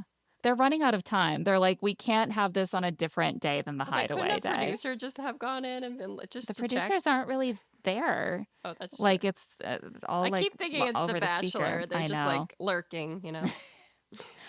So the guys wake up and the girls are all gone, and the guys make breakfast for themselves. And I thought their reactions were pretty telling. Casey Mm-hmm. and Zach seem thrilled. They like Casey the is like, vibes, yeah. You want a it's peaceful smoothie? here Yeah. without the girls. Yeah, they're making smoothies for each other. Zach is like, oh, it's so nice to like not have to cook and Mm. just has the sky ever been so blue? It's like, this is why people are voting for you. Right. And Bryce is there being like, but how nice is it to cook for someone else? I love I caring for know. people. He's so sweet. If He's you're just so scamming cute. Bryce, take all my money. He's It's like, wait, what working. do we do without breakfast? Like, what's our first thing? Yeah, I want to start my day with an act of service to my favorite person. Who doesn't want that? Um, I just thought it was very interesting that some of the guys just seemed to not enjoy the company of the women, including their partners. Just a little something I'm keeping my eye Well, it on. was like Casa, remember? They're like, ah! Thank God. Yeah. The girls go to a water park, Which which I look, texted you and I was like, out of all the girls' dates, a water park? Because that would be my least favorite. Like, first of all, full wedgies going down yeah, those slides. they love wedgies. They live in wedgies. Your hair is done. Now it's not. Your hair is Yeah. no longer. I would Uh, definitely want a break from having to redo my hair after it every seems activity. fun, but I'm like, Yeah. what about a nice, like, full body massage or a Yeah. facial? That's what I listen. I would go for a massage after what they've been going through. Afterward, they have some girl talk, and Kenzie's like, I've been apologizing to Dylan all week. It's so rough. TT's like, I love me some KC. He's going to be the first guy I bring home. She cries and says she's never had someone treat her the way he does. Kayda announces that she and Zach are exclusive, and it's not a situationship because those are messy and this isn't. Kayda, don't bring up situationships. Like, she wants yeah. them to all validate that it's not, but just maybe don't bring it up and see what happens. Yeah. She shouldn't have even mentioned that. And then, of course, Trinity's like, well, I never heard of that. It's either dating or situationship. I'm like, Trinity, you're No. 22. The world is a rich tapestry. Yeah. People have been dating Of exclusively for a long rugs time. and things getting swept in and out of them. Exactly. Um, and Anaya too is like, well, so you're basically boyfriend girlfriend then. And Kate is like, no, it's a different third thing. Sincere comes back from the hideaway alone and tells the guys that they didn't have sex, but he doesn't exactly deny that they did some stuff. He just kind of looks like the cat that caught the canary, Hmm. but he doesn't say anything. Dylan talks to Carl about Kenzie and how hard all the highs and lows have been. Carl tells him that Dylan's been putting her feelings first, and he's finally put his own first. Dylan says he just wanted her to take accountability so he could see what the outside world would look like with her. He says there's one thing about exploring multiple people. There's another thing where it feels like you're giving people a false promise of an outside world and then begging to make out with someone else. I feel like she was quite transparent that she was going to explore golf. I'm so tired of this conversation, Dylan. Yeah. At least he's finally putting his feelings first. It feels like all he's been doing is making her cater to his feelings this entire time. But he's like, I hope she'll come back in a positive mood so we can really work on it in a productive way. You already did work past it. Just move on, Dylan. You got like 2 days left. They didn't work past it because she didn't want to go to the hideaway afterwards. Oh my God. KC tells Sincere, Bryce, and Zach that TT is a real one and he's ready to close shit off. He's like, I don't need more time. Zach asks if he's going straight to boyfriend and girlfriend because, like, that's a big thing. Yeah. Oh my God. Zach is really just. Because that's huge. Like, I'm not ready for that. Even Kayda agreed. Like, she agreed that that's really big. It's like, Zach, calm down. No one is talking about your wishy-washiness right now. Just chill. He's like, what I'm gathering is that you don't think it's a big thing, but Kayda agrees with me that it's a big thing. Yeah, so that's why we're compatible.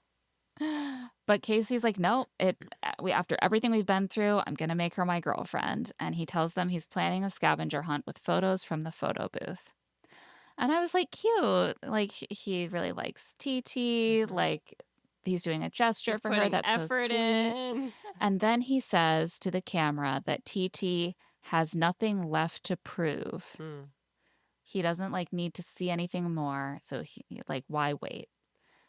And I was because, us women, we got to prove ourselves in order to get prove. Interesting. Asked to be someone's girlfriend. Kayda clearly hasn't proved herself enough, which is why she's in a situationship. This idea that, as a man, you're just sitting back and waiting for your partner to prove herself actually does seem like how he's been approaching his relationships. And Anaya didn't prove that she could handle him, and then he sort of let TT handle as much of his conflict as she possibly could, and she was patient, and she let him explore, and she apologized for having feelings about it. What has he done for TT? Yeah. Except wait for her to prove herself to him. Picked her? He picked her. And this is where that kind of red pill rhetoric starts creeping in again. This idea that a high value man who has a lot to offer needs his role is to be sort of courted by women who want to be with the alpha male, and his job is to kind of pick through the undeserving women and find the one who will prove herself to him. She's worthy of him. And it's people will say, oh, well, don't women also want this? I still think it's a weird way to put it. I never talked about my husband proving that he was worthy to be my boyfriend. Yeah. But it's also a different power dynamic because women it's historically, society is set up for women to enter heterosexual relationships, sacrifice so much of their independence, their name, their bodily autonomy, their careers, in order to support the financial growth and success and family building of their partner. There is a lot of vulnerability that women experience in these relationships, a lot that they are pushed to sacrifice to be in those relationships. You're putting a lot at stake by entering into a commitment with a man. But men still see it as we need to prove ourselves Right. because we need to show them that we can do those things. We can make those sacrifices. Like, oh, Right. well, I could see TT, giving up wherever she lives for me, or, I maybe she'll do this and have, 15 kids, and Yeah. It's that's like how it's life is coming going to off. militate towards her doing those things anyway. The way she's socialized, the way you're Oh socialized, the yeah, expectations trust everyone me. has. Yeah. So, what you really need to have a more equal relationship where everyone is fulfilled is for there to be more emphasis on men proving themselves, There because there are were. going to be so many ways they can exploit that power differential in a relationship if they don't have the maturity and the respect for you to not take advantage of it. Yeah. And that's why I certainly see it as differently, but red pill men do not see it differently. But I'm so glad you caught that when he said she had Yeah. nothing left to prove. Nothing left to prove. Oh, and he says more stuff too. He's like, "Oh, she's worthy to be my girlfriend. Oh Shut yeah, up, he Casey." was saying all that. Yeah. But the boys help him assemble this scavenger hunt, and the girls return to the villa where Zach is super jealous that he didn't get to go to a water park. It's so unfair to him. Kayda's really spinning out about the situationship situation. She goes and confides in Kenzie that she was really bothered by what Trinity said, calling it a situationship. Zach wanders up and he agrees. They're all like, it's not a situationship. It's just part of the progression. And I can't believe I'm agreeing with Zach, which is really not cool. But it's true. I It's, agree too. sometimes he's right, even a stopped clock. Kenzie that night tells Dylan that she's sorry. She says she was hurt because she wants him to believe her words. She believes her words and she wants him to believe them too. She's like, I really haven't acted this way with anyone else. And Dylan is won over. He says the next test is life outside, and presumably his mom telling him Telling what him to what to do. do. Yeah, and They should they're meet up with Caleb's siblings and just yeah. have See a what big Caleb powwow. She's in a relationship with all of her boyfriend's family members. Yeah. Um, she tells him she wants to be a safe space for his feelings, and he laughs with joy, and they kiss. He has such big reactions, and something always just like rings a bit false when he has like a big happy laughter or Yeah. big tears where I'm just like, huh? It's too much. Also, it's not like he's been here for 32 days He like the just rest of got them. He here. just got here a few days ago. Like, it's not like he's feeling the grind of Love Island, you know? Like, why I are you know. so extra? He's So just extra. he's been like that since the beginning. Casey tells Sincere that he's feeling good about the girlfriend proposal. He says, I just hope the girls don't spoil shit. Okay. Yeah, like, what are they gonna? I don't think they know what's going on. So And if how would they they? knew, what makes you assume they would spoil it? Like, just Mm. because they hate you, which they do, which is totally fair Because because of how you girls talk, treated their Claire. friend. Us they girls can't they be haven't trusted. we can't be trusted. We just ruin stuff. He says Titi has shown him time and time again that she's worthy to be his girl. She Mm-hmm. better say yeah to this shit. I was like, no, you're starting, the entitlement is coming Mm-hmm. out and I Yeah, don't like it. I Like know. this, Go back to 2 days ago, Casey. it comes across as sweeter because he's saying he does want to pick TT, but it's reflective of the same mindset that makes me think he won't be a great partner to her if she's the one who needs more from him, or if she Mm-hmm. isn't always doing, like, putting his needs first.